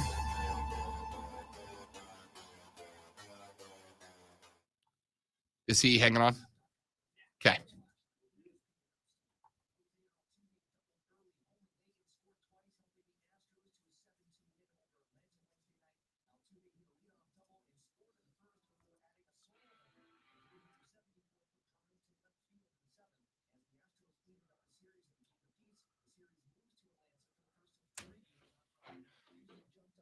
BRB.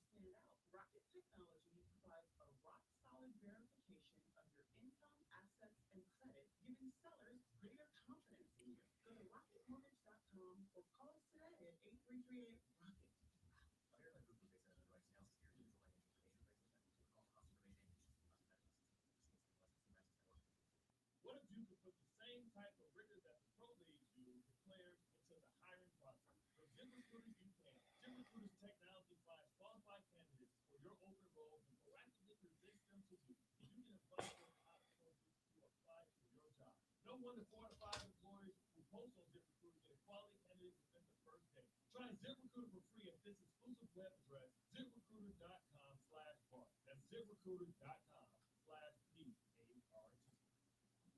a place where everyone deserves to be better protected, where technology has your back, where you can have better protection and keep more money in your pocket, where you can have protection for your car, your home, your phone, and even your digital library.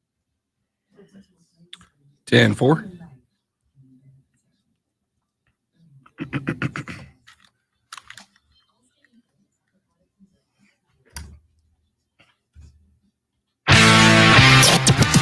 Opinions wanted. Well, opinions are like what we're saying. Everybody has one. Call 844-GSP-ESPN. Local sports talk on The Rob Brown Show on ESPN Upstate. There's not much that I like more than being able to talk local sports on the air, especially when those teams are damn fine teams like your Greenville Swamp Rabbits. We talk Swamp Rabbits hockey every Thursday at 1:20. And today, ladies and gentlemen, we are joined by the man with potentially, we haven't put it to a vote yet, but maybe the best hair in the upstate. He's the president of Spire Sports and the Greenville Swamp Rabbits. Todd Mackett joins us on the show today. Todd, welcome in, big fella. Making his Rob Brown Show debut. How we doing, partner? Wow, what an introduction. I really appreciate the time, and I hear that our music is going to be some of the best music in the ECHL this year, right? I mean, I'm just saying there may occasionally be a very, very good-looking young man spinning tunes in the house occasionally. It's a possibility. I'd love to hear it. Well, thank you for the support, and we're pumped to have you. Always, man. Always. That's Todd Mackett, president of Spire Sports and the Greenville Swamp Rabbits, as the Rabbits are set to get the home season underway tomorrow evening at the Well. They'll have the back-to-back on Saturday as they welcome the South Carolina Stingrays to the house. And, I got the chance earlier this week, Todd, to come up and visit you guys at the office and look around. First off, just absolutely shocked that you have the biggest office in the place. Way to be selfish, buddy. Second off, dude, I got to tell you, I love the preseason energy out of this team. I've been around local professional sports a long time in this career, and I can tell you that between you guys and the Greenville Triumph, I have never come across local professional sports front offices that have the enthusiasm, the excitement, the energy to get a season going that you guys do. Does it feel that way to you around the office? For sure. I mean, you only get so many opening nights in your professional career, and especially in sports, and it's something we take very seriously, but we also get a lot of energy and excitement behind it. We take a lot of pride working in this industry, and I think our group is super excited for it to be our second year kind of kicking off a season here in Greenville, and then, secondarily to have our first year where we're kind of getting back to a sense of normalcy without a lot of the COVID restrictions. We've gone to a mask recommendation in the building instead of the requirement. So that's exciting for us. It just starts to feel more and more like the hockey season is upon us and we're getting back to normal, and a lot of buzz in the community. It does feel like it just ended, with the long run to the Eastern Conference Finals last year and our season being a little bit delayed on the start.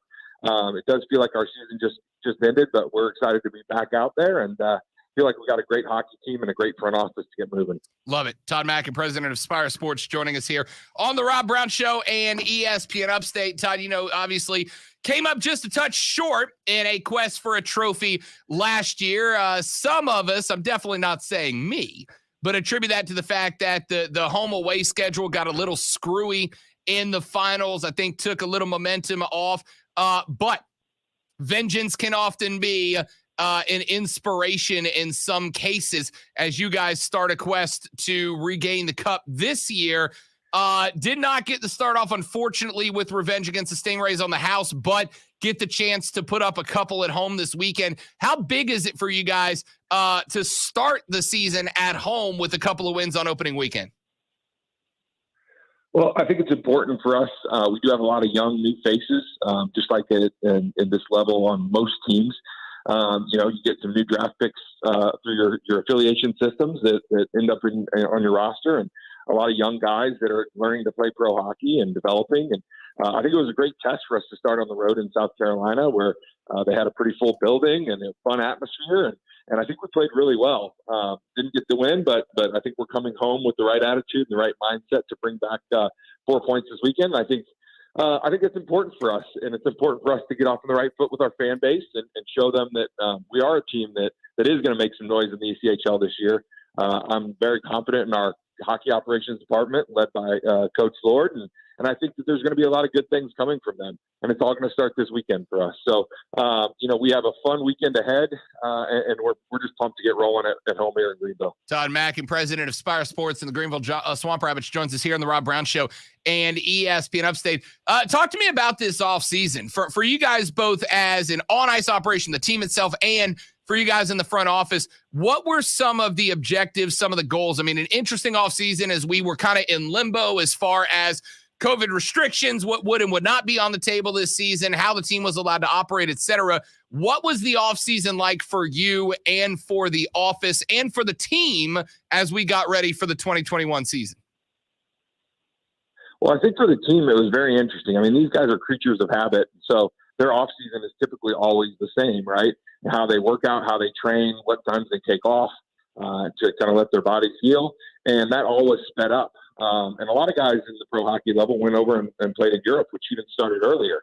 So you have seen a lot more injuries from the NHL to the American League to even our level because the training regimen has kind of changed. And I think a lot of people saw that and seen that in a lot of different sports, Major League Baseball and the NFL. And I think it's something that, it has to be looked at as, hey, man, these guys are so used to training and getting back in a certain amount of time and having the same path and same summer and same off-season workout program. And it's been changed. So I think that's been interesting for them. So we're trying to make sure that everybody's getting their bodies right and they're prepared to play hockey. It's a 72-game grueling season for these guys, a lot of which just came from college or juniors where, some of them were playing 30 games. So you're doubling the amount of games you're playing. And, the contact and the physicality has changed a little bit as you get a little bit more into the pro game. You start to see those things. And I think that it's a real challenge for a lot of these guys to understand what the offseason looked like for them. As far as our front office is concerned, one of the main things we wanted to do was getting more engaged in the community. And I think we've done a pretty good job of that. And that's our big focus is we want to be a community partner first and a hockey team second. So we've been really, really engaged in trying to grow what our footprint looks like here in the upstate.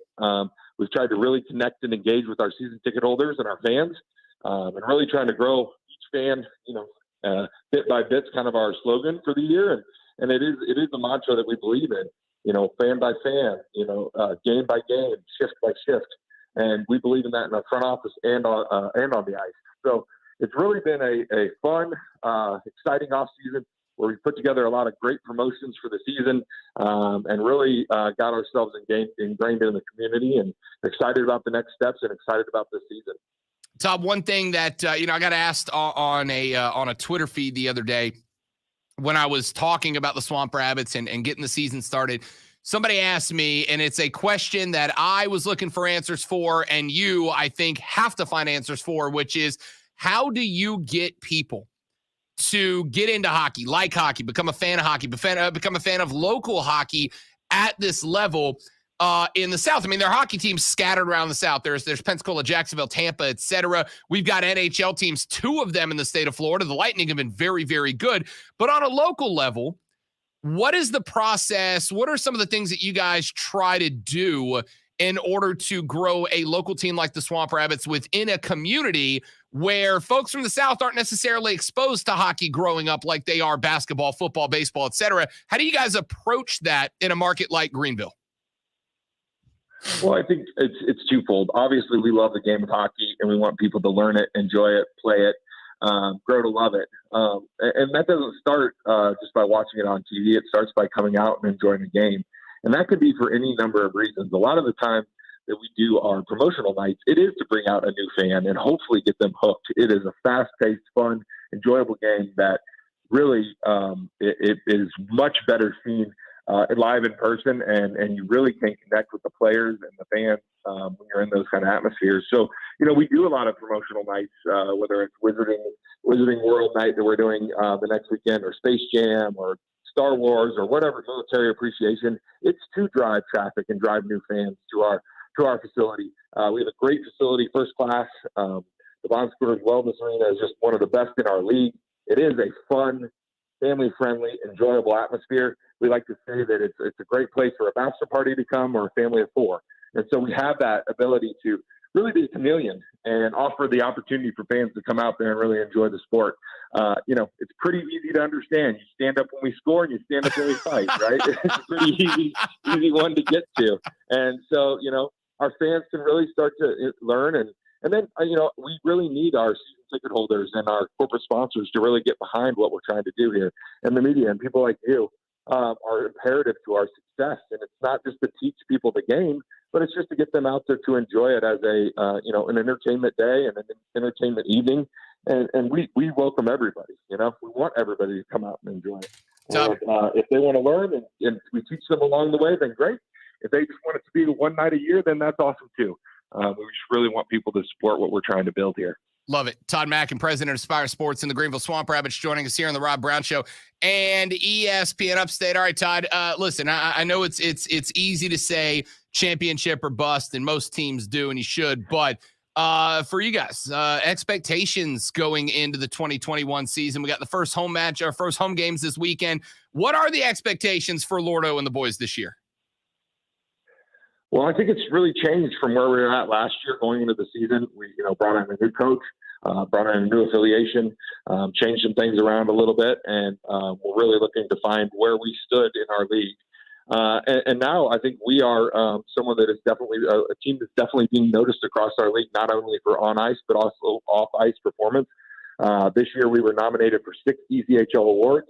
The year before that, we weren't nominated for any. So it is really neat to see that progress.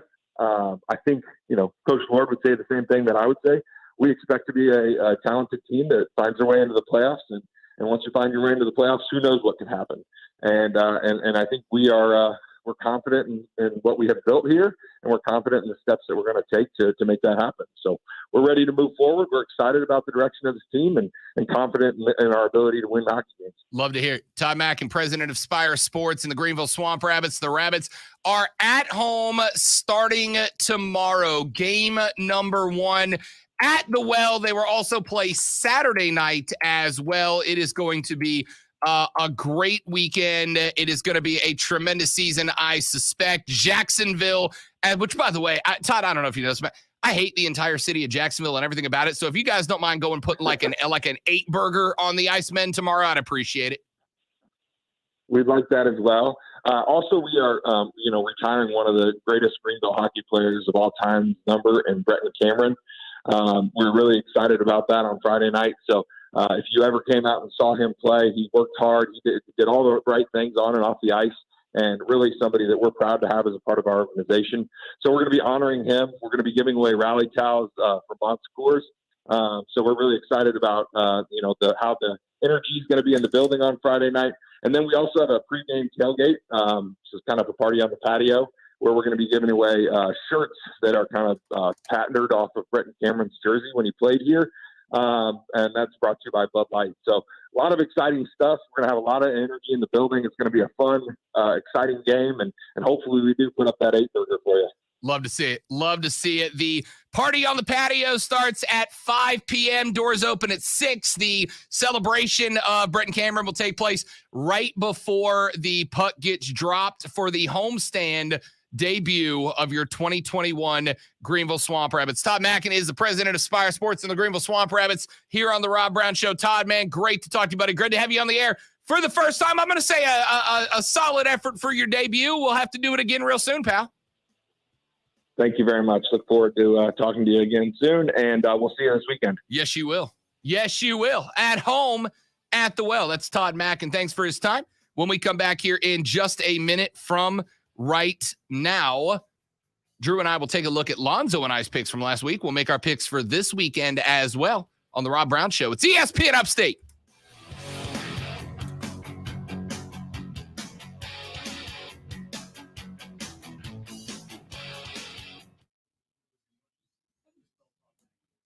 TODDMACKIN. President of Spire Sports and the Greenville Swamp Rabbits.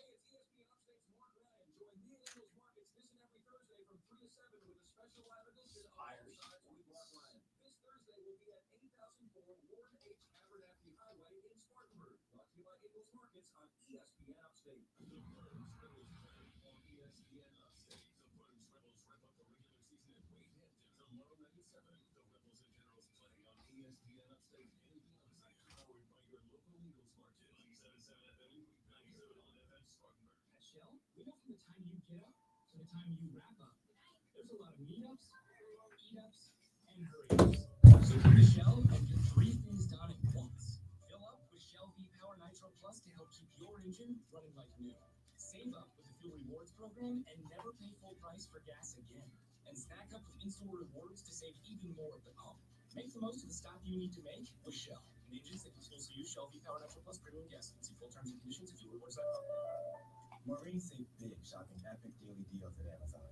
So now she's free to become Maureen the Merrier. And with her brand new tableware, everyone's looking at Maureen's table. All of her family, friends, even her neighbor with a pet. Hey, anyone see? Oh. Found it. Dig into Amazon's epic daily deals. Spend less, smile more. Lowe's Provember event is back, and we're thanking pros like you all month long. So when you become a Pro Loyalty member, now through November 24th, you'll get a welcome kit to your mail, Lowe's bucket included. It's all part of Provember, going on online and in stores. Lowe's, the new home for pros. New accounts open. More terms and conditions apply while supplies last. Visit Lowe's.com/ProLoyalty for details. U.S. only. It takes 2 vaccines to help protect you this season, the flu and COVID-19. And now you can get both shots at the same visit. Learn more at cdc.gov/vaccines. Making Moves is brought to you by LinkedIn Jobs. 2005 Texas Longhorns and stayed all season. Their defense allowed only 16 points per game, while their Vince Young-led offense averaged 50. The Longhorns went on to face USC in the BCS National Championship game against top-ranked USC, winning 41-38 in what many consider one of the greatest college football games ever played. Build your winning team today. Go to linkedin.com/. Lonzo is going to call us at 2:17-ish to do Fight Club with us. Sounds like a plan.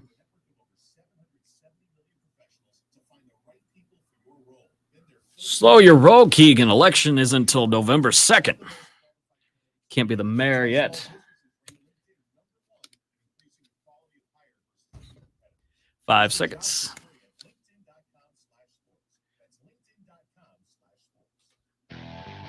Join the Rob Brown Lockdown on Twitter. Tweet at The Rob Brown Show on the Upstate Sports Leader, ESPN Upstate. All right, take a look at our picks from last week. And another pretty solid week from your boy. Had a real slow start, to the picks season. Did Rob Brown. Started off the first couple weeks in the doghouse both weeks, but 9-4 last weekend for Rob Brown. Lonzo went 8-5. Pretty good week overall for the boys. Both of us, we picked UMass and Florida State. FSU 37.5 point cover, and I took FSU to cover that up. They did 59-3 winners over the Minutemen. And all of a sudden, I got to tell you, look, Clemson's going to win this game Saturday against Florida State, but it might get dicey. That's exactly what you said of NC State. Why do you keep saying that? That what? That Clemson? Hands down, Clemson's not going to lose this game. Because Florida State's not as good as NC State. And it's at Clemson. Clemson was at NC State in that game. Let me phrase that. I'm assuming the Clemson fans are going to be out for this game. All right. I'm assuming it's going to be a sellout. Maybe not at the ticket prices that it has been in the past. I looked up yesterday.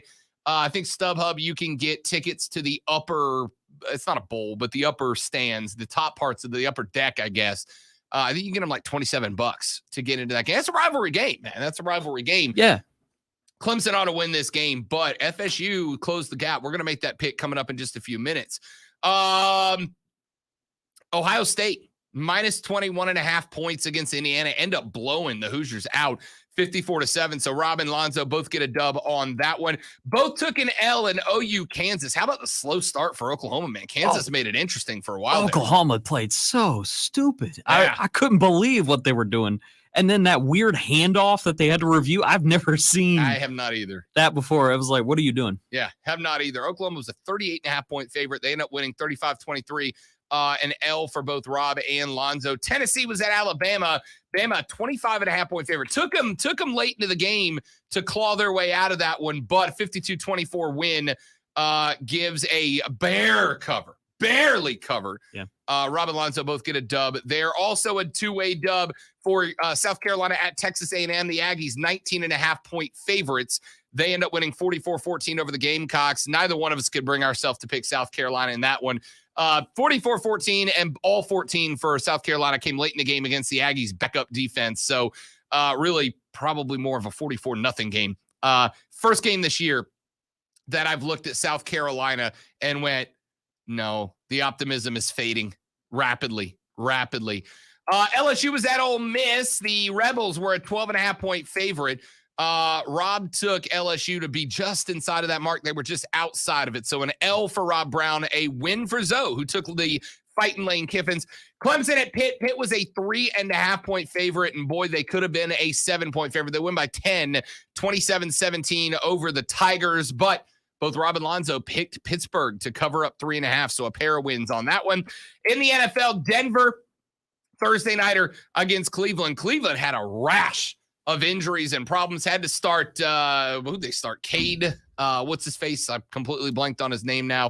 Anyway, doesn't matter. Cleveland ends up winning by 3, 17-14 in a barn burner, but we're only 1.5-point favorites. So a double win there for Rob and Zoe. Washington at Green Bay, the Packers were 7.5-point favorites. One of the easiest to pick for the weekend, though interesting for Green Bay this week because they are without their top 3 wide receivers, 2 with COVID, 1 with a hamstring injury, and they've got arguably the best team in the NFC in Arizona just ahead of them.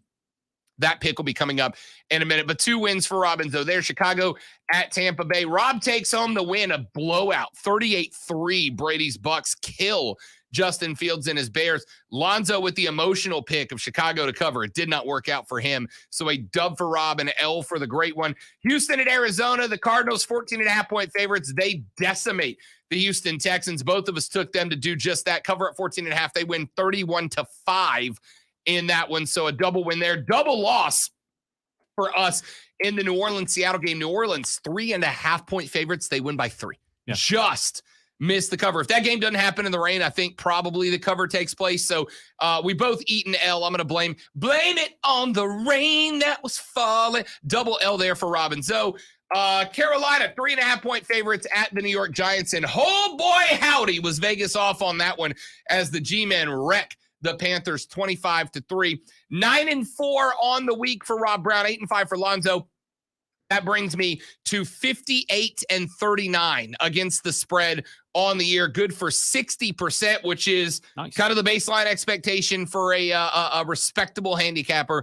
Lonzo at 53% with a 51-46 record. Zoe is going to send me his picks, but we'll go on the record and make them anyway. Drew's going to jump in here and pick against the spread with us as well. I'm absolutely keeping track of your picks, Drew, so don't screw this up. Okay, I won't be back for the rest of the year. You do know that, but I'm still holding you okay, accountable. that's fine. Still holding you accountable. Just let me know. I have Twitter, sir. All right. Michigan, 3.5-point favorites on the road at Michigan State. Boy, howdy, the Spartans have looked not only look good, but Mel Tucker, the head coach of the Spartans, because of how good Michigan State looks this year, is being talked about as a candidate at LSU, at USC, potentially at Penn State if James Franklin moves on, which he hired a new agent last week. So looks like that is a strong possibility.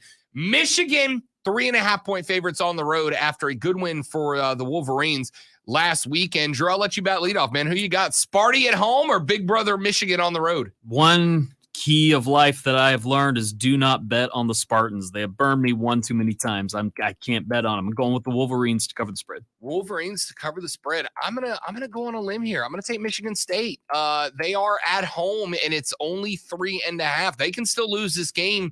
And these rivalry games are wonky. Plus, we've seen Michigan stagger, not fall, but stagger a couple of times. I'm going to take the Spartans.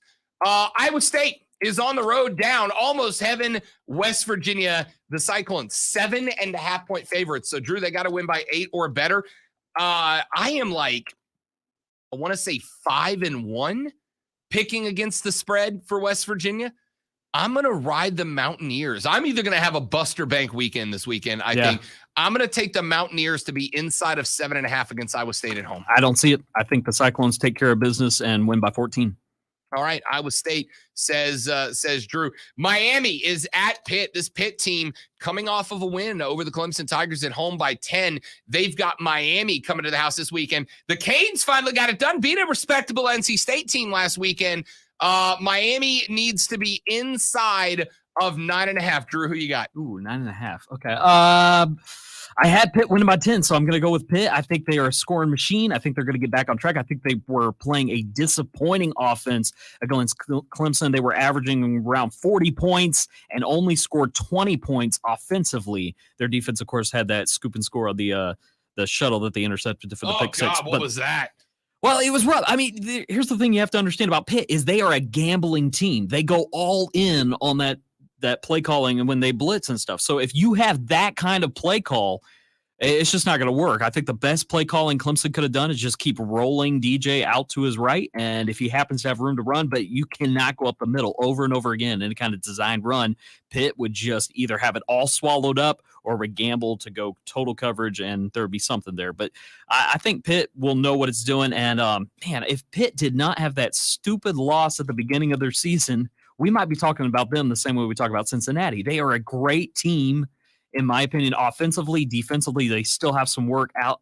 Miami might put up as many as 30 points, but Pittsburgh will be back on scoring 40.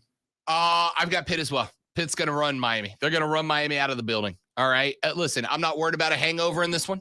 I don't think Pitt has a hangover from Clemson, frankly, because, and I'm sorry to say, don't take it the wrong way, this ain't a juggernaut that they had to beat in Clemson. Right. All right. There's not if this was juggernaut Clemson and they scored an upset, I'd go hangover game. Hangover. It's not a hangover game. That was just a regular game against an okay team. Pitt wins over Miami big. Texas Tech is at Oklahoma. Boomer Sooner, 19.5 point favorites in this one, Drew. And I'm taking the cover. Oklahoma has found a little something since switching quarterbacks. Spencer Rattler, guy that was expected to be in the Heisman race, may have been the problem. Give me the Boomer Sooners to cover up Texas Tech at 19.5. Nah, they haven't found a little something, but I think they had a wake-up call last week. They played absolutely horrendous on stupid penalties. I mean, just late penalties for no reason. I think they finally woke up and said, we're sick of this. Lincoln Riley will have that team gathered together, and they're playing for the playoffs now. And they got woken up. Yep, they covered the spread. They win by 21 at least. All right, couple more before we take it to a break and then get NFL games on the way out. Penn State's at Ohio State. Interested to see Lonzo's pick. The Buckeyes, 18.5 point favorite, but Penn State has not looked. I mean, they started the year being one of my teams that can make the playoff. They will end it not even being in the conference championship discussion. Can they be inside of 18, though, Drew? Man, that is rough. I had Penn State losing this game by about 17. I just don't have much faith in the Buckeyes. I'm going to take Buckeyes. Drew takes Ohio State to cover up 18.5. I am taking Penn State. Yeah, they have struggled. They have faltered, but James Franklin can get them up. And remember, this is a night game. It is at Ohio State, but Penn State's just a team that plays better at night. Give me the Nittany Lions. 3 more. Ole Miss is at Auburn. Auburn at home against the Fighting Lane Kiffins.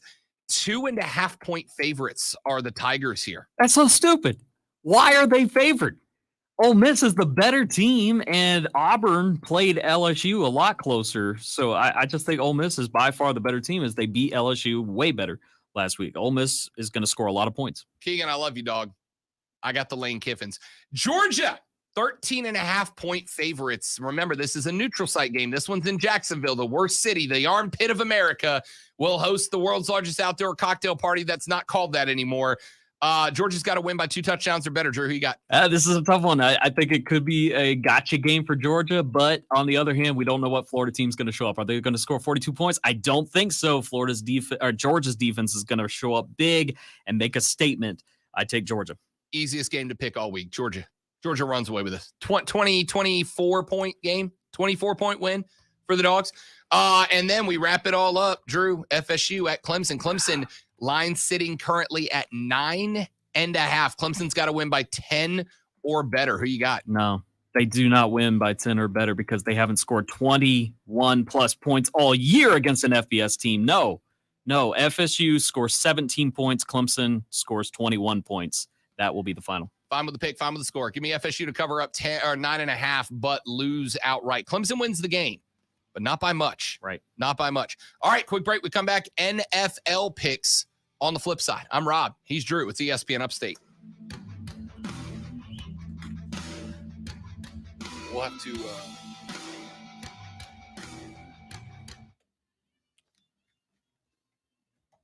We will have to fly through NFL picks, so not a ton of breakdown, just... Sure. That's fine, because I haven't watched NFL all year. I work on Sundays. Rejoin.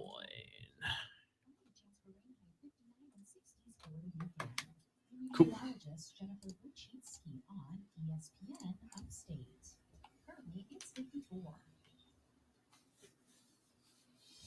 Keep up to date with every Upstate high school football game in real time with the ESPN Upstate score stream at ESPNUpstate.com.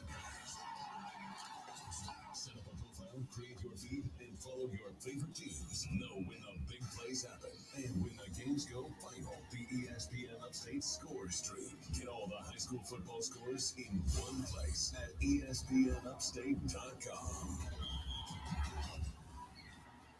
Joint pain relief doesn't have to mean drugs and surgery. Now there's a better alternative that patients are raving about. John Boy Billy here for our friends at QC Kinetics, local medical professionals that use natural biologic treatments. Highly concentrated healing properties from your own body put directly in the affected joint, restoring and repairing damaged tissue the way your body was designed to heal. If you're tired of the Band-Aid solutions like drugs and steroids and you really want to avoid surgery, you need to check out QC Kinetics. Regenerative, restorative, natural treatments for knee pain, back pain, shoulder pain, pain in your hips. Don't continue to suffer and don't go in for surgery until you check this out. See if you're a candidate at QC Kinetics. Call 864-448-3772. That's 864-448-3772. No surgical pain relief with lasting results.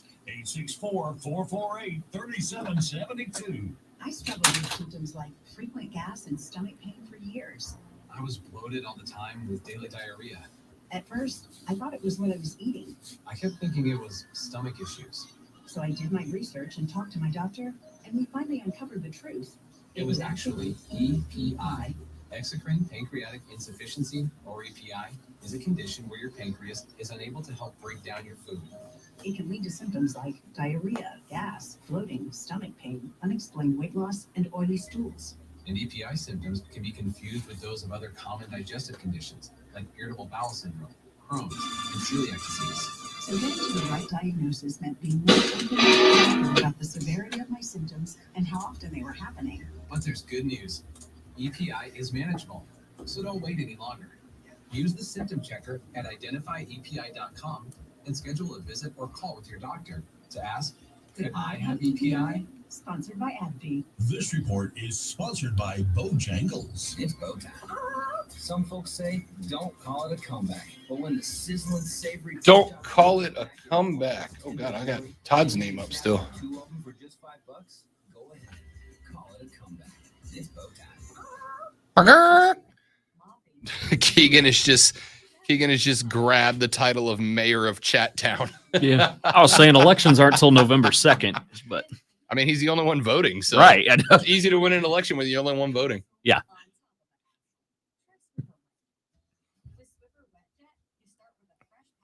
Chattown population, me.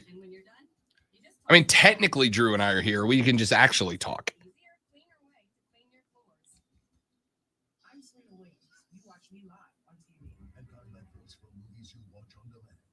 DirecTV Stream brought us together to save the world.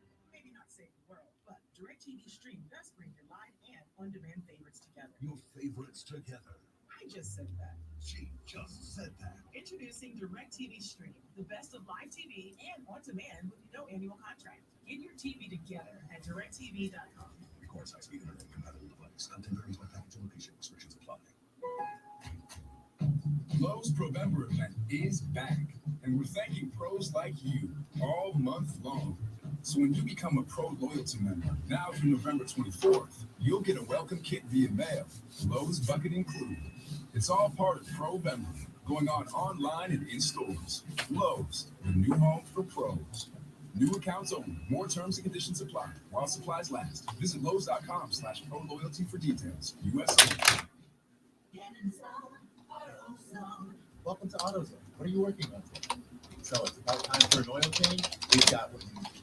Right now, you can get 5 quarts of Mobil 1 full synthetic or synthetic high mileage motor oil and an STP extended life oil filter for just $36.99. And you can get it all fast, your way. Just order online with a free same-day store pickup. 10 seconds. Start your job today. AutoZone.com. We're trophy hosts. Sorry, trophy winning hosts. Named the best sports talk show in South Carolina. The Star Award-winning Rob Brown Show. Only on ESPN Upstate. All right, we're going to hold our NFL picks to the next segment because we really only got about a minute till we got to jump out. So, tell you, coming up in the next hour, we will open with our NFL picks for the weekend. Lonzo's going to send me his picks later, so we'll get you those tomorrow. Then, at 2:20, we'll be joined by the great one, Lonzo, taking a few minutes out of his very, very busy vacation schedule to join us here on the show and run through Lonzo's Fight Club, your home your home base for all things combat sports in and around the upstate. As far as local sports go, remember, tomorrow night, Greenville Swamp Rabbits will open up the season at home against the Icemen of Jacksonville. Then Saturday evening, they've got a home contest against the South Carolina Stingrays. Greenville Triumph on the road at NCFC coming up on Saturday evening. That was going to be on ESPN Plus, and it is a massive game for the boys with a chance to jump up to number 2 in the USL League One table. That would give them a first-round bye and a home playoff game in the second round. That would be absolutely enormous. So all that and more coming up, plus your text, calls, etc. My name is Rob Brown. DJ Drew's on the ones and twos, and you're listening to The Rob Brown Show right here on ESPN Upstate.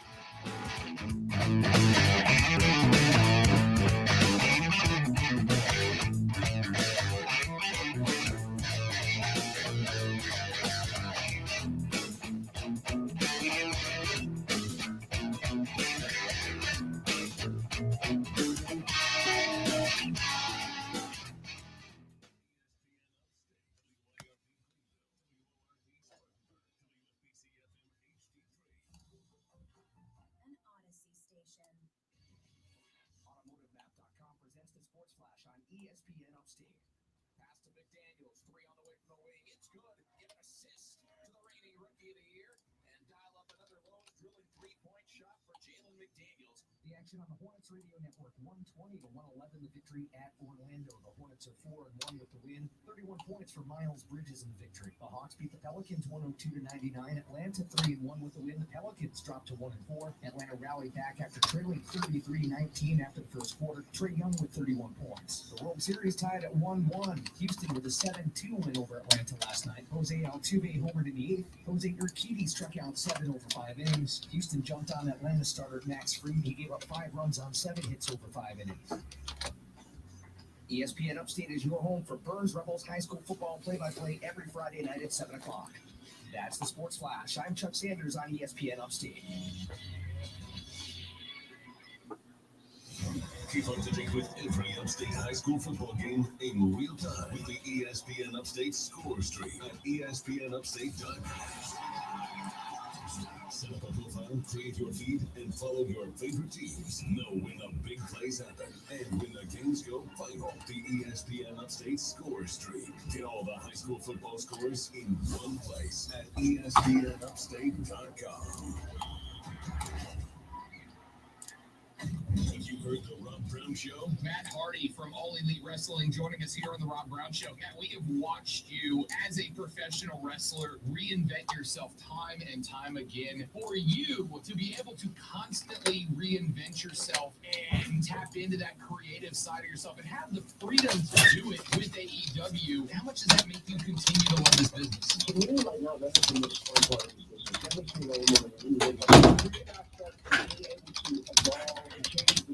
You want one more promo? Nah, I'm good. Cool. so many seasons, it's hard to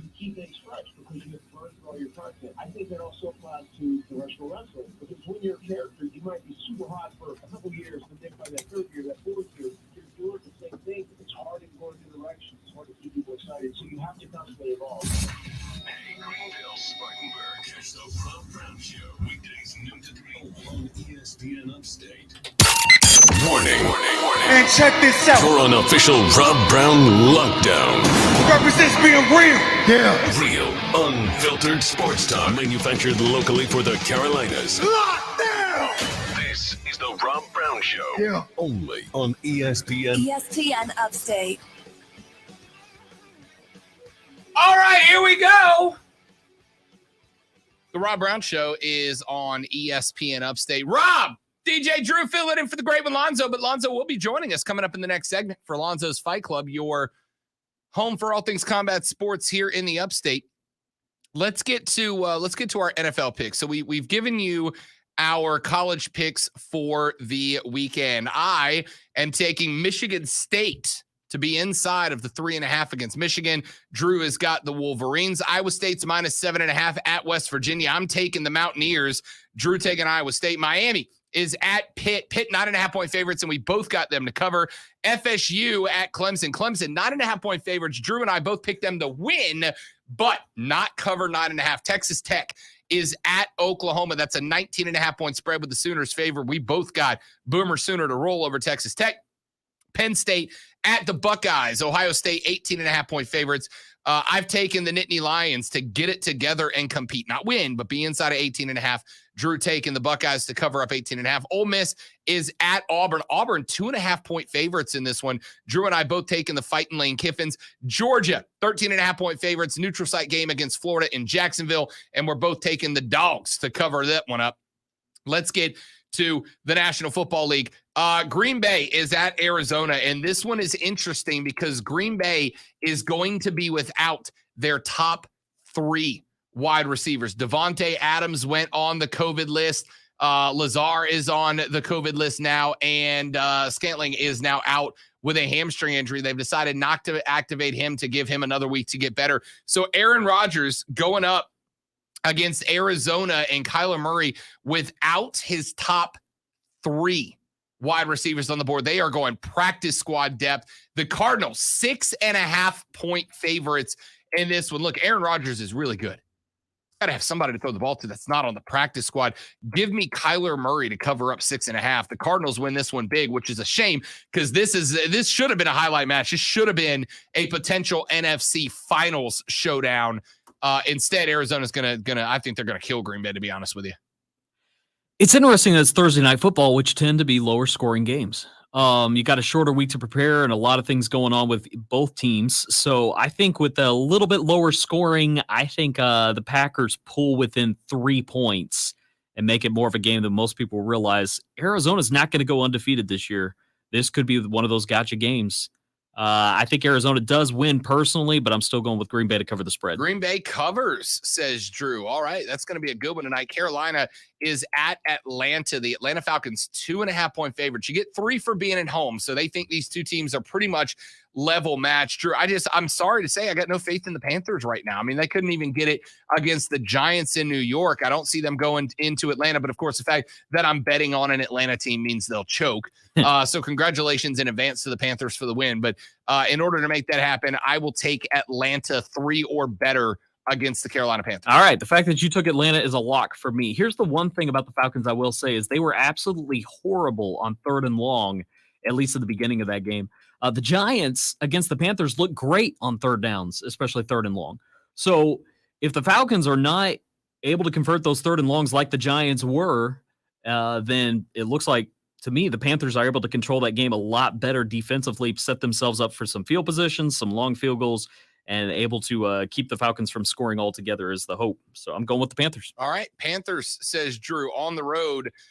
Cincinnati at the New York Football Jets. The Bengals are favored by 10.5 at the Jets. The Jets are just that bad this year, ladies and gentlemen. There's no other way to put it. And don't have Zach Wilson now. He's out for a number of weeks with an injury. Look, 10.5's a big number, but Joey B is getting it done. Cincinnati smokes the New York Jets. Did you see the game last week? Yeah, I mean, against the Ravens, they absolutely smoked them. There's no reason that should stop anytime soon. So, yeah, absolutely. Give me the Cincinnati Bengals. Jamar Chase is really on fire right now. Absolutely love that guy and everything that Burrow's doing, hooking up with him. So, I say keep it rolling with the Bengals scoring at least 40 points. Jets cannot get on the board at all. Pittsburgh at Cleveland. Cleveland obviously missing old Bakey Face again. He is out, but the Steelers, not what we thought. I mean, they opened the season looking strong and then have just kind of fallen off. Cleveland Browns 3.5-point favorites at home. They think these two teams are about level, but it's the 3.5 that matters here. Listen, I've ridden with them all year long, Drew. I'm not going to stop now. Give me the Browns to figure it out. It'll be a close win, but I'm thinking by 5. Yeah, I kind of feel that same way. I don't know why I feel strongly about the Browns, but I've felt good about them all year. I'd not felt good about the Steelers. Why in the world would I pick the Steelers in a game like this? Tampa Bay at New Orleans. The Buccaneers are 5.5-point favorites, but the Saints have gotten most of their starters back. Couple of drops last week, but it was in that torrential downpour in Seattle on Monday night. Saints on a short week, obviously, because they had the Monday Night Football game. Brady and the Bucs put 38 on the Bears last week. Saints defense, Bruce Arians earlier this week said that they are the best starting 11 that the Bucs will go up against or have gone up against so far. I'm still taking Tom Brady. It's in New Orleans. The Saints are feeling good about themselves. They're 4-2 after a lot of us thought they might be 2-4 to start the year. Tampa Bay is just that much better. Bucs win this game by like 10. All right. I thought you were going to be a homer here. And listen, I think you're putting a lot of emphasis on the weather. It was the Seattle Seahawks. And they're not that good of a team. The Saints showed their true colors. Oh, no, I'm saying the Saints should have won by much more. Yeah, if the rain yeah. impacted them. I know. I think the Saints would have won like 17-7 if it wasn't raining. Maybe. Just not enough to impress me. But yeah, I'd definitely go with the Bucs in this game. We'll see if Lonzo decides to be the lone Saints fan in this group. And finally, the New York Giants at Kansas City. This one's interesting because Kansas City playing the worst football they've played since 2014. Patrick Mahomes seems to be all but figured out at this point, right? We all talked about, will Lamar Jackson get figured out? It's actually Patty Mahomes that's gotten figured out this year. Kansas City Chiefs 9.5-point favorites against the Giants, who a week ago beat the brakes off the Carolina Panthers. 9.5's a big number. They get a little bit of help back with a couple of players coming off the injured list. Drew, can the G-men be within 9.5 of the Chiefs? Yeah, I think so. I think they're going to ride this high a little bit, and I think this big pounding of the Panthers is going to gain some respect by the end of the season. Giants are on a roll. I'm going to go the opposite way. I'm going to go Kansas City here. The Giants aren't that good.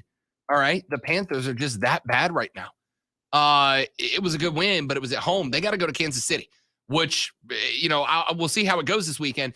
But for the most part, Kansas City is one of the top 2 or 3 toughest places to play in the National Football League. I'm going to lean the Chiefs find a little mojo this weekend. Look, it's a gamble, and I know it's a gamble. That's why they call it gambling. At some point, this Chiefs team has to get on track. They are not this bad. Even with the offseason losses, this team is not this bad, right? I can't imagine they stay consistently this bad. They're going to find something at some point. I'm giving them the old Clemson optimism hope here that they're going to figure it out. Kansas City is not losing to the G-men of New York, and I think they beat the brakes off of them. Give me Kansas City to cover up 9.5. We'll see. We had some experts who were saying the Chiefs were going to miss the playoffs, and everything's coming true that they were saying at the beginning of the season. I can't see that steep of a drop-off. Crazy. Can't do it. All right, a couple of texts that have come in over the past 20-ish minutes or so. ESPN, Clemson is going to lose to Florida State and the Gamecocks in a few weeks. Take it to the bank, says Big D. I ain't going down that road with you, Big D. I love you, dog. I love you, P1 status. You know you got cred with the Rob Brown Show. I ain't following you down that path, buddy. They're not losing both of those games. They might drop one of the two. Clemson's not losing to FSU and South Carolina. It's not happening. They're not losing to South Carolina. Let's just put that aside. They can lose to FSU, but South Carolina, I mean, they already beat South Carolina State, and that was a pretty comparable game to South Carolina. Florida State's better than South Carolina? By far. Really? Haven't you seen South Carolina? 0-4 to start the year with the Noles. Well, with 11 turnovers, absolutely. Yeah, that's part of being the team. Well, I know, but they were able to clean some of that up. FSU right now, take it. Let's go neutral site, Florida State, South Carolina today. Who you got? FSU. Serious? All day. Really? 9 times out of 10. South Carolina fans, if I lined you up against Florida State neutral site right now, let's put it in. You want to ask South Carolina fans if your team is going to lose to FSU? Bro, South Carolina fans are not optimistic right now. Why don't you ask North Carolina fans if we replay that game, FSU, North Carolina, who wins? Texter just said, I'm taking the bye week. I over do South too. Carolina. I take the bye.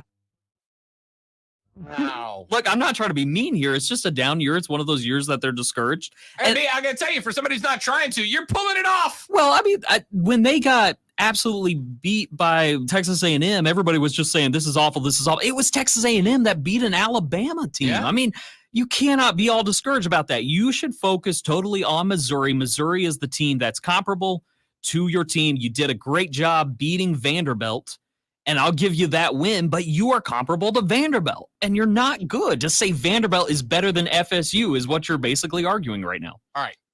If I put today, texters, 71307, start your text with the ESPN, we can read them on the air. Texters. If I put FSU and USC on a neutral site today, who wins that game? Be intellectually honest here. If I put FSU and South Carolina on the field together, who wins that game on a neutral site game? I think South Carolina wins that game. I think Florida State's not good. They had UMass. Granted, putting 59 up on UMass is what needs to happen for a team to be considered in the right place, right? You can throw that game away. That has Yeah. nothing to do with anything. But I think FSU has a great chance of beating Clemson. You're saying Clemson is worse than South Carolina. I don't think FSU has a chance of beating Clemson. You don't think they have No. any chance? I'll take Florida State That's inside ridiculous. 9.5, but they're going to lose by a touchdown. Yeah, it's not going to. This game may be in doubt in the third quarter. It will not be in doubt when the fourth quarter starts. It won't be. It's part of the reason. So I'm going to Clemson, Florida State on Saturday. Right. Part of the reason I'm going to this game is because I think that it's a Clemson win, and I want to experience my South Carolina Clemson. I either want to experience my first game there as a W for the home team or a rivalry game like Clemson at South Carolina. Okay. I think as the texter said, didn't FSU lose to an FCS? They lost to Jacksonville State University at home. Right. South Carolina beats Florida State today. Clemson will definitely beat Florida State. Okay, on Saturday. but here's my question. Isn't it feasible that Florida State scores 17 points on Clemson? That's feasible. That's very feasible. Yes. Okay. When has Clemson ever gotten more than 21 points at all this season against an FBS football team? It hasn't happened. Haven't That's why it's scary. Every time they're favored, they're saying it's a 10-point favorite. You can't be a 10-point favorite when you're not scoring 10 points. Yeah, but the 10-point favorites have all been against teams that are better than Florida State. Boston College, Syracuse, NC State, all better than FSU. I'll give you that. Literally, I wish that was a joke. That's literally true. Right. That's what I'm saying. You're Yeah. going, and this one's at home, right? This one's at home. The Georgia Tech game was at your house. And Georgia Tech, by the way, not a bad-looking football team. Not great, Yeah. but not a bad-looking team. NC State was on the road. Cuse was on the road. You're at home for FSU. They're not as good as those three teams. In fact, I'm to the point that I'm now sitting here thinking maybe I change my bet to Clemson to cover. I might change that around. I wouldn't. They just can't score. But Texters are coming in. South Carolina will lose to West High School. This is the worst I've ever seen South Carolina. It's very bad. South Carolina high school teams would beat them. I agree with that. I'm not trying to say that South Carolina doesn't have any hope in the future. It's just not this season. They got to get some more recruits in here. They have no players right now. FSU is a mess, but they started their mess years ago, and they have started to rebuild. South Carolina, this is the beginning of the down of the bottom that they're ever going to go. They're going to go up from here. says FSU beat South Carolina 6 out of 10. Texter says ESPN, the Gamecocks have a very good chance to beat Clemson. The players know it's the year. The fans know it's the year. The place is going to be bleeping wild. Williams-Brice is one of the hardest places to play in the country. I have not gotten to experience it yet. It's cool. It's a very cool place to play. I've heard it's a great environment. I have been to South Bend. I've been to Tallahassee. I've been to Gainesville. I've been to Athens. I've been to Baton Rouge. I've been to Tuscaloosa. Where is it going to rank on that list? Like for a Clemson, South Carolina game this year, where does Willie B rank on that list of places to play? I tell you, Clemson has communication issues. Ain't no doubt about that. Is it enough? We'll break that down further, but the great one, Lonzo, joins us next on vacation as we talk Fight Club. That's next on the Rob Brown Show on ESPN Upstate. You have a live read coming up. Mad World? Yes. Here? It'll be Or next 2 break? commercials. Here, it'll be this break. Okay, but after 2 commercials. All right, Lonzo in our folder. Lonzo has a Fight Club intro that you will roll as the intro music. Got it. And go. Hey, let me text him that you're ready for him to call. Yeah. Houston jumped on Atlanta starter Max Fried. He gave up 5 runs on 7 hits over 5 innings. Pass to McDaniels, 3 on the way from the wing. It's good. Give an assist to the reigning Rookie of the Year. And dial up another Lowe's drilling 3-point shot for Jalen McDaniels. The action on the Hornets Radio Network, 120 to 111, the victory at Orlando. The Hornets are 4-1 with the win. 31 points for Miles Bridges in the victory. The Hawks beat the Pelicans 102 to 99. Atlanta 3-1 with the win. The Pelicans dropped to 1-4. Atlanta rallied back after trailing 33-19 after the first quarter. Trae Young with 31 points. Classic rock. Like dropping my pen is the worst thing that's happened to me today. Oh, it's a pretty good laugh. 30 seconds. Turned into an ogre because I dropped my pen. You ever watch Family Guy? Oh, yeah. He stubs his toe at the funeral. Why does everything Yeah. bad always happen to me?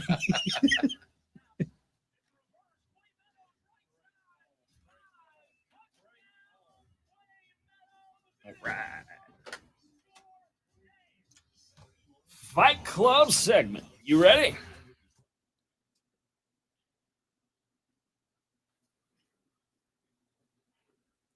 Mad World is open and ready to scare doing the a live pants off of you. Listen, if you're a scary movie fan, all right, if you're a scary movie fan, you love scary movies around Halloween. I do, I do all the classics. I'm a psychological thriller though, right? I don't like the jump scare stuff. It's not for me.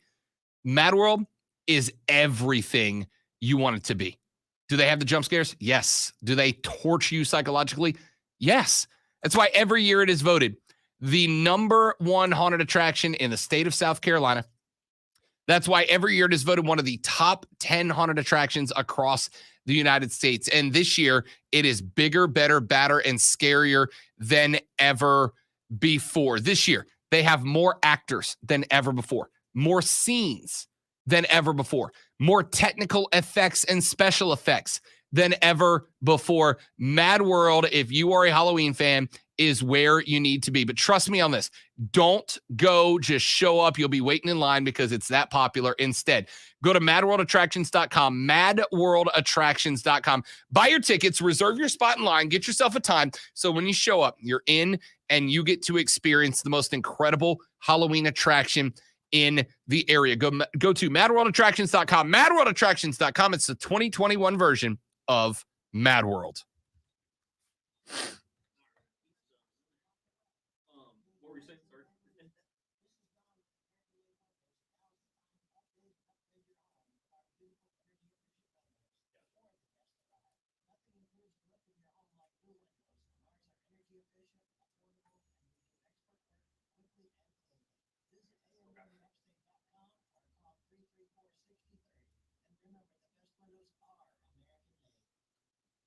Sure, I got you. All righty. That works.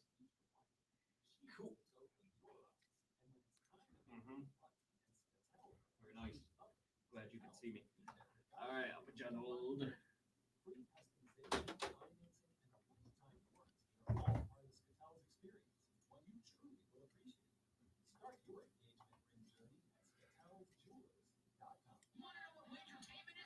You got his intro pulled up? Okay. Not that I didn't trust you not to. Just wanted to make sure you heard me when I said that it was there. I really appreciate the Clemson or the Furman broadcast on Saturday. They double checked Everything, yeah.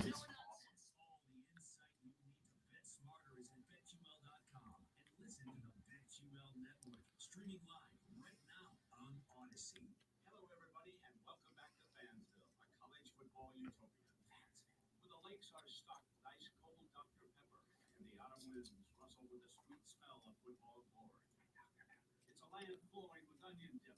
Even the food pyramid is shaped like a hot dog.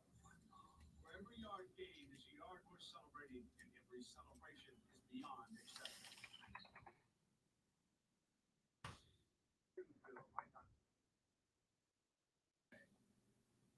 In college football, Goodyear knows a new season means new possibilities, where every Saturday is an opportunity on the road to greatness.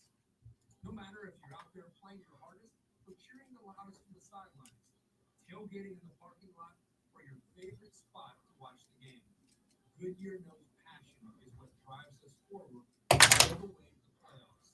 That's the road that moves us. Goodyear, more driven. I just don't think he's good enough to beat me. My style is impetuous, my defense is impregnable, and I'm just ferocious. I want your heart, I want to eat his children. I'd like to take this chance to apologize to absolutely nobody. The double champ does what the he wants. I'm a bad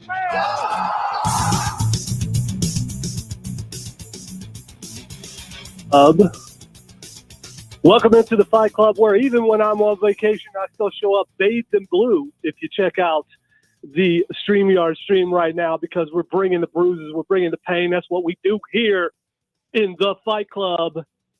And so glad to be on not only with the one, the only, the amazing Drew, but, Rob's there too. Hi, Alonzo. So good to hear from you, buddy. So good. You know what? I just got to say, I'm on my phone, and you're extremely loud on my phone, so it's it's just like being there in the studio. I was going to say, so literally nothing has changed except you have blue lights now. I do, and of course the wonderful background. We're going to be panning around a little bit. I know most people can't see this, and they should, because they should be on the stream so they could check it out. So in the Fight Club today, we've got some pretty cool stuff. I hope you're caught up, Rob. I really hope you are, because there were some amazing matches this week, rather. It's all a weekend when you're on vacation. NXT 2.0, we have new tag team champions for the women, and it is Toxic Attraction. They have a great look to them. They are not that great of wrestlers, though. And I had a discussion with my wife as we were watching. And she's like, I had to remind her that what this is it's truly developmental now. And you can tell the wrestlers that are really good. You can tell the ones that are on their way. Did they crown them too early? Possibly, but there's a reason why they did that, which we'll get to in just a moment.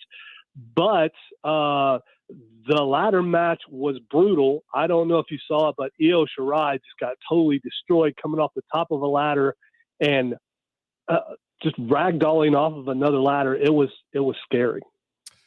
I have not watched last night's NXT yet, unfortunately. It is on the it's on the as a matter of fact, it's on the laptop in the office because it will be my post-show entertainment as I get ready to head into the weekend zone. But I did see on Twitter that moment of Io Shirai and ouch.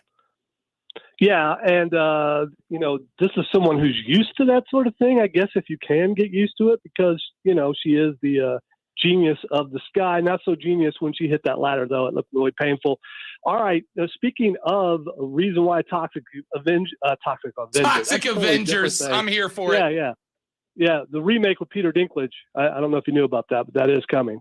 Toxic Attraction is paired with Mark Ryan's favorite female wrestler. That would be Mandy Rose, who is now the women's champion for NXT 2.0. And it's awesome to see her finally win a championship.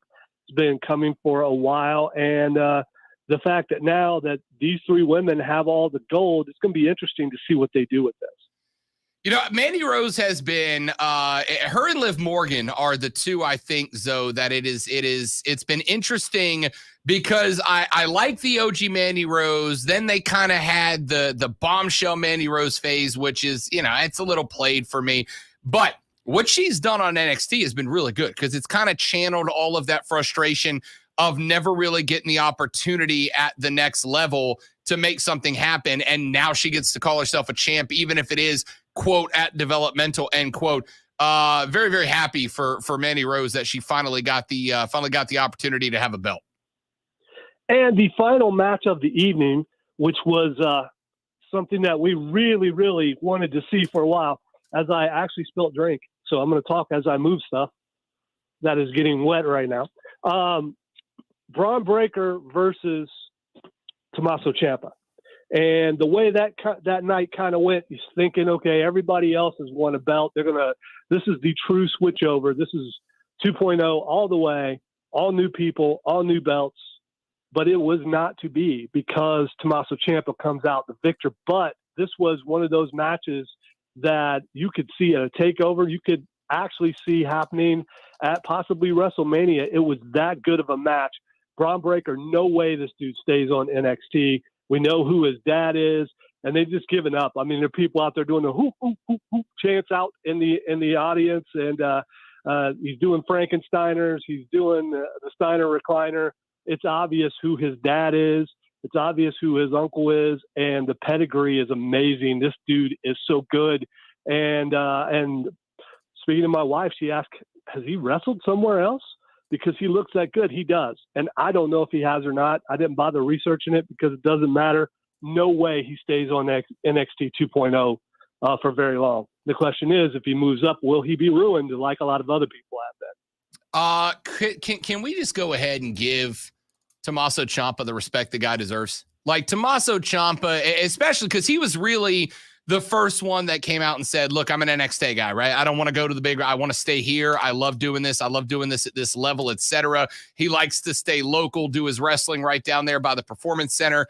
And he continues, though, every time they've reinvented him, whether it was DIY or the post-DIY, the Blackheart era, up through the partnering with old Missing Teeth himself. The dude has done it over and over, and every time that he has an opportunity to have a highlight match, he gives it. I mean, every single time. Tommaso Ciampa deserves more respect than he gets, I think, Zoe. I completely agree, and I'm glad he's where he wants to be. I hope he doesn't go anywhere because some of the older guys kind of disappeared. Not all of them, but some of them. One last thing about NXT 2.0 is they did the Halloween drama kind of, theater thing, this time with Carmella Hayes and his boy Trick going to Dexter Lumis's house to retrieve his belt. And it wasn't as good as last year because Cameron Grimes was so good last year with the zombies and everything, but it was a haunted house. And I will say this haunted house that they went to was almost as good as our general manager, Steve Sinacrapi's house for Halloween. Almost as good. Not quite, but almost as good. And so that was pretty good. In fairness, Sinacrapi's house is just a usual house. It's just that if we get called to Sinacrapi's house, it's just scary for us. That's it. Well, there are zombies and electric chairs and things like that. But that could be normal there. I don't know. I've only been there for Halloween. And, because I'm not although the golden boy, I'm not that much of a golden boy. All right, let us move on to AEW. I don't know if you saw AEW last night, but Cody Rhodes cut a promo that was excellent, talking to the crowd about how they boo him and how easy he could do things as an EVP to make himself be champion, but he told them he would not do that, and he's not going to do that. And as much as they would like him to turn, he's not turning, which I thought was great. And then out comes Malachi Black and the pairing you never thought you'd see, and that is Andrade El Idolo with Malachi Black. And what a pairing that is. I mean, you would have thought that would have happened in WWE, considering who Selena Vega was married to or is married to and who she managed at the time. Never happened there. I don't understand why, but here. But the best part about it is Pac comes out and clears the ring. And this dude, I don't think he gets enough respect about how good of a wrestler he is. He is one of the best in the world. And everything he does is amazing. And him going against Malachi Black, him going against Andrade, I can't wait to see this. Andrade and Malachi were two of my favorites when they were at WWE. They were two of the ones that I repeatedly claimed to Lonzo were not used to what they should be. It doesn't mean they have to be in the hunt for a title, but just some great stories were possible And I think AEW is setting up in the right direction. I have loved Malachi Black hunting down members of the Rhodes family. And also, I think it went kind of unspoken, but last week after taking on Dante Martin, when he turned and he gave him that nod of respect, I mean, he's got the cred to be able to keep pushing up younger guys while also putting on great stories. And Andrade is one of the better wrestlers in this generation, in my opinion. The guy is constantly entertaining. So I agree with you. The Team Zelina, if you will, over in AEW is set up, I think, to create potentially the next genuinely threatening faction. I think Dark Order filled that slot for a role. For a while, they have kind of cooled off a little bit. They're still into some great stories, but they're not.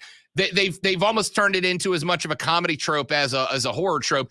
These two guys have the possibility to be genuinely scary as they move forward. I'm a big fan. All right. Speaking of Dark Order, last night it was Dark Order versus the Super Elite. They were all dressed up in Halloween costumes, including someone dressed as Bambi, as he said he would, which was amazing. And the Super Elite come out in Ghostbusters outfits, which was pretty cool. And I don't want to spoil here, but I'm going to because it was awesome. The Stay Puft Marshmallow Man at the end, you find out that he was not Brandon Cutler, who everyone thought he was. It was actually some certain cowboy. And so the Dark Order prevails last night and beats up the Super Elite. And it was the match was amazing. Sometimes they're a little too acrobatic with some of the things they did, but I thought it was portioned out in the right way. And the reveal at the end, although a little obvious, still was kind of cool. And the fact that he could not get even though he took the costume off, the Stay Puft costume, he couldn't get it off his feet. And he managed to walk around the ring without falling. I mean, that's good balance, right there. I think so. I think you can have a good solid blend between a comedy holiday skit, but also make it have some implications to it. And those are the moments, right? Like you're in the middle of telling what I think has been an incredibly good, but very slow burning Hangman story here. And you have this kind of goofy moment in the middle of it, but the goofy moment has implications, right? I love that Lonzo's pulling his phone away from his ear because of how loud I am. It was a moment that has implications, but also was good for a cut. I'm telling you, Lon, like that's the kind of stuff I'm looking for in professional wrestling, and AEW gave us another one of those moments last night.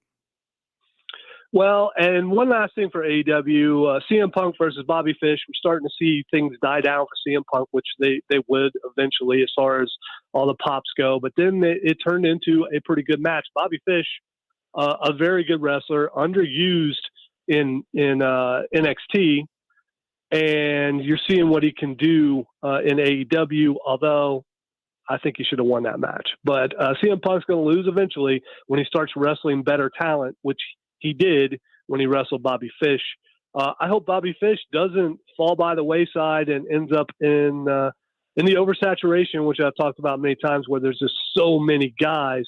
Does he fall by the wayside? I hope not. I hope not, because I've always thought he was really good and underused. One last thing about wrestling. Monday Night Raw, we found out who Big E is going to face, and it's going to be Seth Rollins. Now, my question to you is, do you think that this is the guy they're going to give the belt to away from Big E, or do they start a pretty good program between the two and Big E prevails? Good question. I don't know, which is my favorite kind of wrestling is when I don't know. Seth's the guy they love, right? That's why he's got the fat contract. Seth's the guy that I think they trust to be kind of the next Triple H level character. But at the same time, is anybody getting bigger pops than Big E right now? I mean, is anybody got more fan momentum behind him right now than Big E does? I don't think that there are. So the question is, do you take the belt off arguably the most fan-loved champion in recent memory to give it to the most corporate-loved champion in recent memory? I'd like to say the answer is no, Lonzo, but considering the company we're talking about, 50-50. All right, I got one last thing before we go, and this is I got to do this. I absolutely have to do this. All right, a few weeks back, there was a guy who, when we started something, I'm like, this is the guy that needs to be a part of this because this guy is really, really good. This is the best. This is who we need to rise to, who we need to try to be like at the bowling alley. And you know what? That guy hasn't been there. And I don't know where he is, but there was a guy who, when he was there, he forced me to raise my game and forced me to get better. And I have improved over the weeks. And we've only got a couple of weeks left of Stoneman's Bad Bowlers Club. And here's the problem.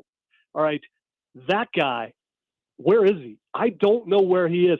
I need that guy there tonight. I need that guy. And here's the reason why. There is someone in our midst who has risen, who has taken the mantle, who has been the best at the bowling.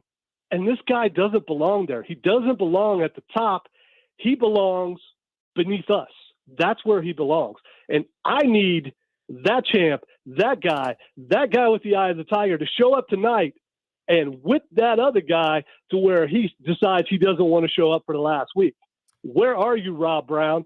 Where have you been? And are you going to be there tonight? And are you going to bring it? Where have I been? Stuck, mired in mediocrity, predominantly. Am I going to be there tonight? Probably. I got to tell you, Zoe, I'm in my own head a little bit about the bowling. It's been. I had something I had to do last week, couldn't make it. I have not I have not shaken the funk from getting railroaded by Diesel 2 weeks ago. I'm in my own head. I'm gonna get done. I'm gonna go turn on some Godsmack. I'm gonna get some metal music going. I'm gonna see if I can get my head right, Lonzo, because I gotta tell you, losing to Diesel, losing to Lonzo, I can live with that. It's like losing to Brady, right? Like it's gonna happen. Losing to Diesel 2 out of 3 games. It took the mojo out just a little bit. Is all I'm saying. See, here's the thing. No guy who wears flannel and has a perfect beard should be able to come in and dethrone you. Should be able to come in. I'm on the decline. Okay, I have that good game here and there. I'm on the decline, and there are times when I find that magic. I remember what I used to be, the champ that I could have been, would have been, but only when the fire shows up for Rob Brown. Because Diesel, I just can't. I don't get that from him. I get that look from him, and it's like, let him have his. But I don't want to do when you're there. When not just there, but there. You know what I'm talking about. When you're there, when you're on fire, when you're kicking into the other lane, when you're coming out and you're declaring to the entire place that you are champion, that raises everyone's level. I need that guy there tonight. We'll have to see, Lonzo. I'm gonna need some. I'm gonna need some prep time. I got to get into the zone. You know what I mean? Like I need to go find a little Survivor pumping through the speakers. I'm gonna see if I can get it back because I got to tell you, Diesel kind of took me out of my zone a couple of weeks ago. I'm gonna see if I can find it back. I got to get it back. I can't go out on back-to-back L's to Diesel. I can't do it. It would take every bit of mojo I have left away. Hey, that's all I got. That's it's almost as good of a pep talk as I gave you before you threw out that first pitch. I want you there tonight. I want that Rob Brown there tonight. The great one, the pinnacle of professionalism, #DadKicks, Colonel Grudge, the alpha and the omega of ESPN Upstate. Lonzo taking time away from his vacation in the man cave to chat with us. Hey, enjoy the rest of your vacation, bud. Don't overwork yourself because I need you to overwork yourself next week. We got another trophy to win. All right. See you next week. That's it. That's the great one. That's Lonzo joining us here on the show. Quick break. Drew and I will come back here in just a minute. One more segment, then Twitter to wrap it up on a Thursday of the Rob Brown Show. It's ESPN Upstate.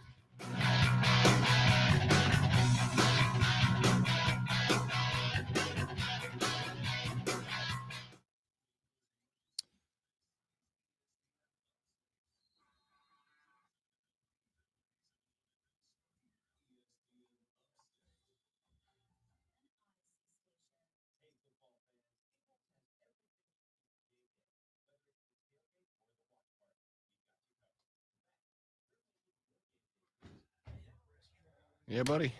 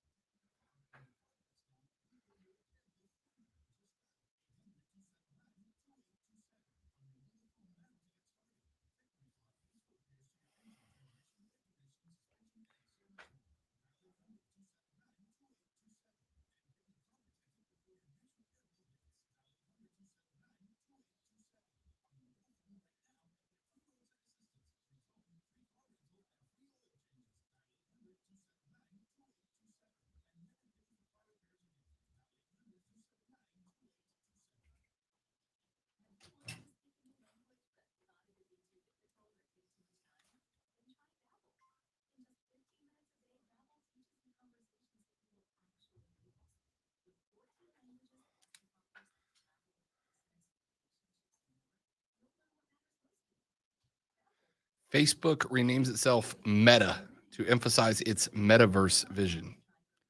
No more Facebook. Well, it's Zuckerberg, so. Heard what? Yeah.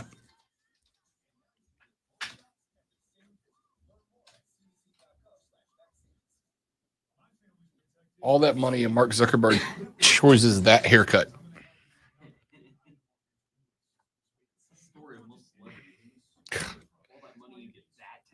Somebody put a picture up of what's his name? The Raiders owner, Davis, wearing a backpack. And they were like, what's the range of money where you shouldn't have to wear a backpack anymore? And I was like, he has that haircut on purpose, and you think the backpack's the biggest problem?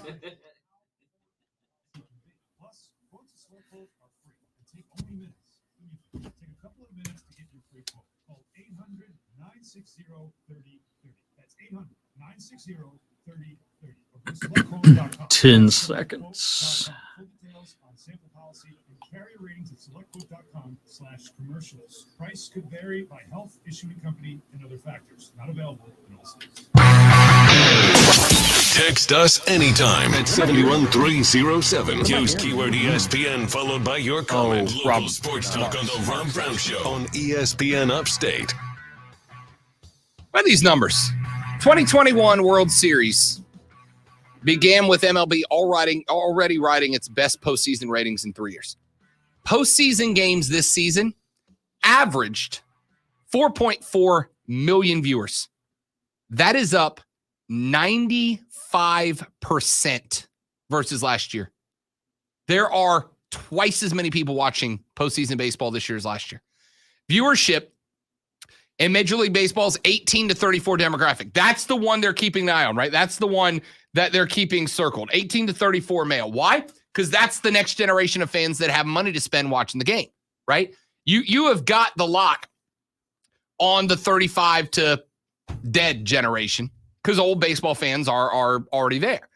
Problem is 18 to 34. How do you get new fans into the sport? They are up 76% in the 18 to 34 demo. 76% in the 18 to 34 demo right now. Aside from last year, Tuesday's game one had over 10.8 million viewers on Fox. 10.8 for game number one. Now, this is what's interesting, though. What's interesting is that postseason up 95%, 10.8 million for game one, the least watched World Series opener ever. Least watched with 10.8, but overall, the fans were there. They have been there in the postseason. I do not have game 2 stats yet. I'm interested to see if those numbers came up. I would think they would, right? The Braves getting the Astros are, and Mark Ryan's called them this on Offsides a handful of times, the villains of the story, right? Baseball fans predominantly, not everybody, predominantly mad at the Astros for the 2017 cheating scandal. Not just because they cheated, because a lot of teams do that, but because of how egregious they were in it, like how obvious they were. They were the ones that got caught. They're the bad guys, and I think a lot of people haven't necessarily been interested in watching them because of that. With the Braves going up in game 1 and taking the 1-game lead, I am very curious as to what the numbers for game 2 are going to look like. With the Astros in a hole, will more people tune in to watch the Astros lose? And since the Astros won game 2, what are game 3 ratings going to look like? I'm really intrigued by this, specifically that 18 to 34 demo, because the narrative has been baseball's not getting new fans. There's not new young fans coming to the game, but numbers on the postseason, not World Series, but postseason overall, say that 18 to 34-year-olds have been tuning in. And I got to think it's because for the first time in a while, baseball did start leaning on Mookie Betts and Freddie Freeman and like guys who can be superstars of the game that in years past, baseball has done what basketball and the NFL failed to do. When you tune into NFL, how do they advertise games? Thursday night, it's Aaron Rodgers in the Packers taking on Kyler Murray in the Cardinals. Like they focus on the players so that you get attached to the guys that play the game, not the team. Right? Baseball is the opposite. When you tune into baseball, every now and then you'll see a commercial that advertises players, but for the most part, baseball tries to advertise itself as team v team. It's the Braves and the Astros instead of it's Freddie Freeman, Jose Altuve. Like they focus on the teams.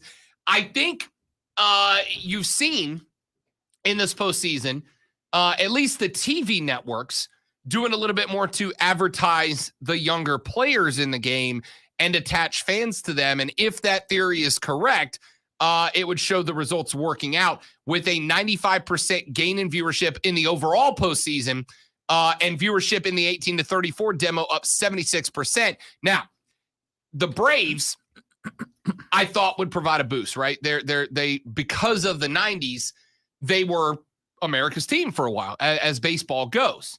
But I also have to remind myself that I was like in the youngest demo that would have been watching the Braves in the 90s with Smoltz and Glavine and McGriff and Justice and all those great players. I'm 36 years old. I'm out of the key demo. I'm still an old fan. The Braves, and not having gone to the World Series in 21 years, 22 years, whatever it's been, do not have the nostalgia amongst new fans that all the guys my age, all my friends in the area that watch games, we're all in because we all, because they were so good in the 90s, were Braves fans growing up. The Braves haven't had that in 22 years. So any fan under the age of, say, 28, 29 years old does not have nostalgia attached to the Braves. The Braves have just been an afterthought for so many years that I don't think MLB is going to get the boost out of this as they thought. The biggest they could lean into is the Astros are the heels. Tune in to watch America represent, your faces against your heels here. But the World Series Game 1 didn't reflect that. Yeah, you make a good point. I mean, somebody was born in 1998, 1999. They've had nothing to really grasp onto other than a name and a young person that they get. But the baseball demographic is so hard because you don't have that draft to look forward to and the young players that are coming up through the leagues.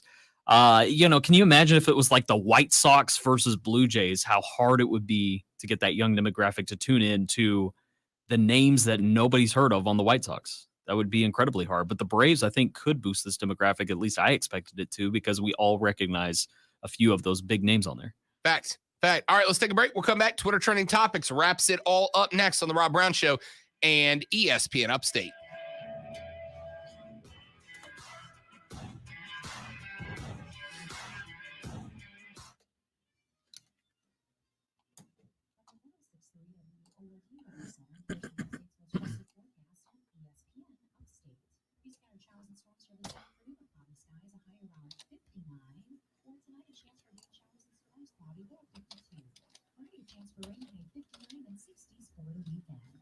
Meteorologist Jennifer Vuchitsky on ESPN Upstate.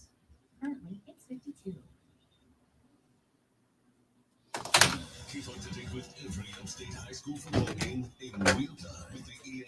ESPN Upstate. Who's this? Chris Downey. Cool. All right. Sounds good. Let me put you on hold real quick.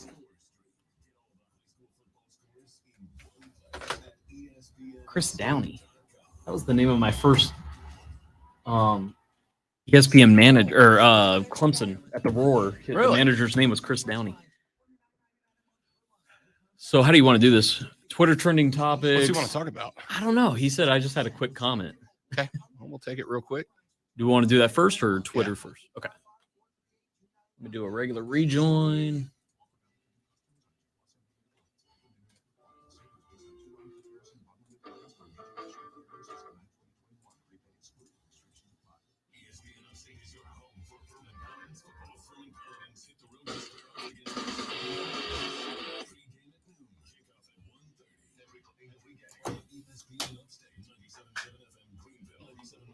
Did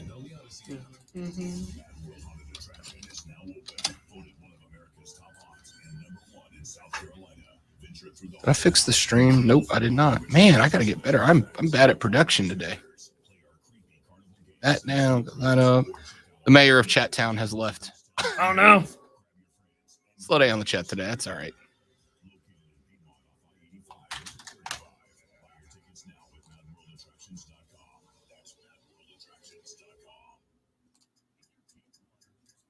What's up, dog? Actually had a rare Mark Ryan sighting today. In the building? He was in the office. No way. Yeah, my office. Oh, no. Tony and Chris were in there doing something on the computer. I saw him. Yeah. No, you have not had a rare Mark Ryan. Wow, really? Really? No, he I think. actually came in. He's like, I think I might someday soon come back to the studio.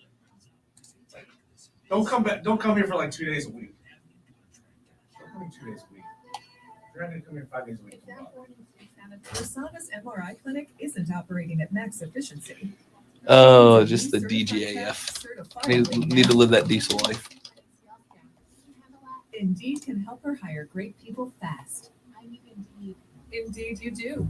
With Indeed Instant Match, we immediately show you quality candidates whose resumes on Indeed meet your sponsored job description. Visit Indeed.com/credit and get $75 towards your first sponsored job. Terms and conditions apply. Heard you're buying a car. I brought my calculator.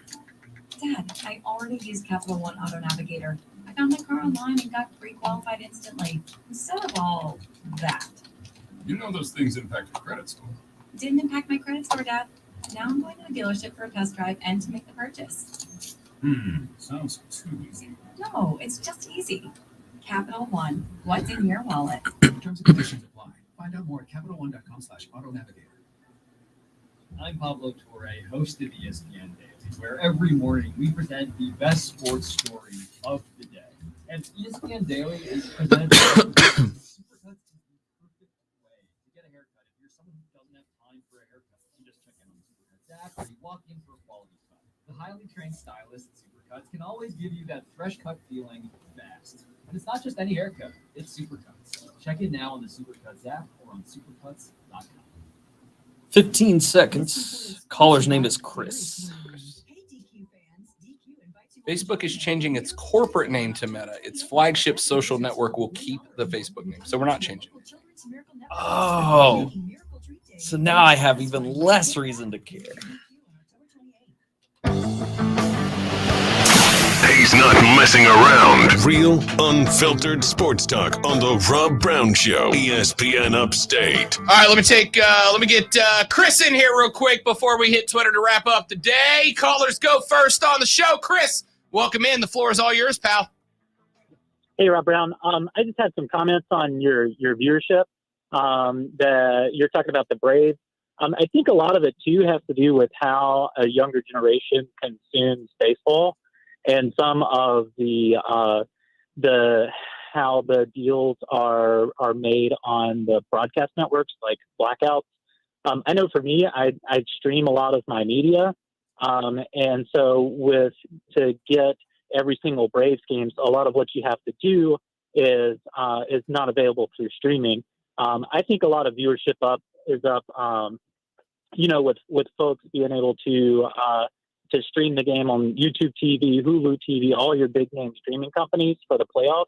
Whereas normal season games, it's kind of they choose who you get to see. Whereas a lot of Braves fans are getting to see the playoffs every single game that aren't blacked out for them. This is some conversation that's been going on, throughout our family, with how we watch baseball. Yeah, I'm curious to know, Chris, and I appreciate the call, man. Great to have you on the air. We're right up against the break.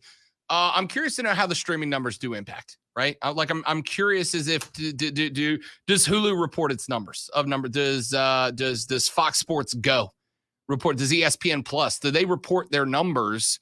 Or is it just what's streaming on TV? Because I'll also tell you, we talked about old versus young. I can tell you a lot, and I'm like I said, I'm an elder millennial, right? I think we hear millennials, you think young people. Millennials are in their 30s now, guys. Like millennials are the adults now. A lot of us, myself included, I don't have cable. My numbers don't reflect cable. I have Hulu, I have Peacock, I have Fox Sports Go, I have ESPN Plus, I have Netflix, I have whatever else there is, right? I don't have cable. So my eyeballs, even though I've watched pretty much every postseason game, at least that the Braves have been involved in, as a whole, my TV set doesn't count in the ratings unless those out. I need to do a deep dive on that one day. Genuinely need to do a deep dive one day to figure that out. Anyway, give me one or two topics. Let's have some fun on the way out the door. Sure. Let me start out with a gimme. JJ Watt. JJ Watt is done for the season. And not just done for the season. They talked about his injury. JJ Watt broke, when I say his shoulder, I mean everything in it. Labrum, rotator cuff, but he landed and broke everything in his shoulder and then finished the game on it. So he's out. I would still stake minus JJ Watt over the fact that the Packers are about to run like 3 practice squad wide receivers out tonight. Whoo, good luck. Got to give you a funny one. The Arm Barn. Yes, PETA. You know what? We're saving that for tomorrow. Yeah, it's PETA hilarious. wants to change the name of the bullpen to the Arm Barn because it's speciesist and offensive to cows.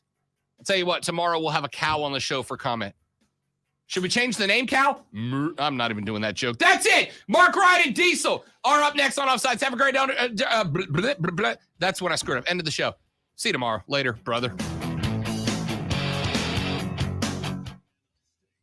Appreciate you watching stream. We'll see you guys tomorrow later.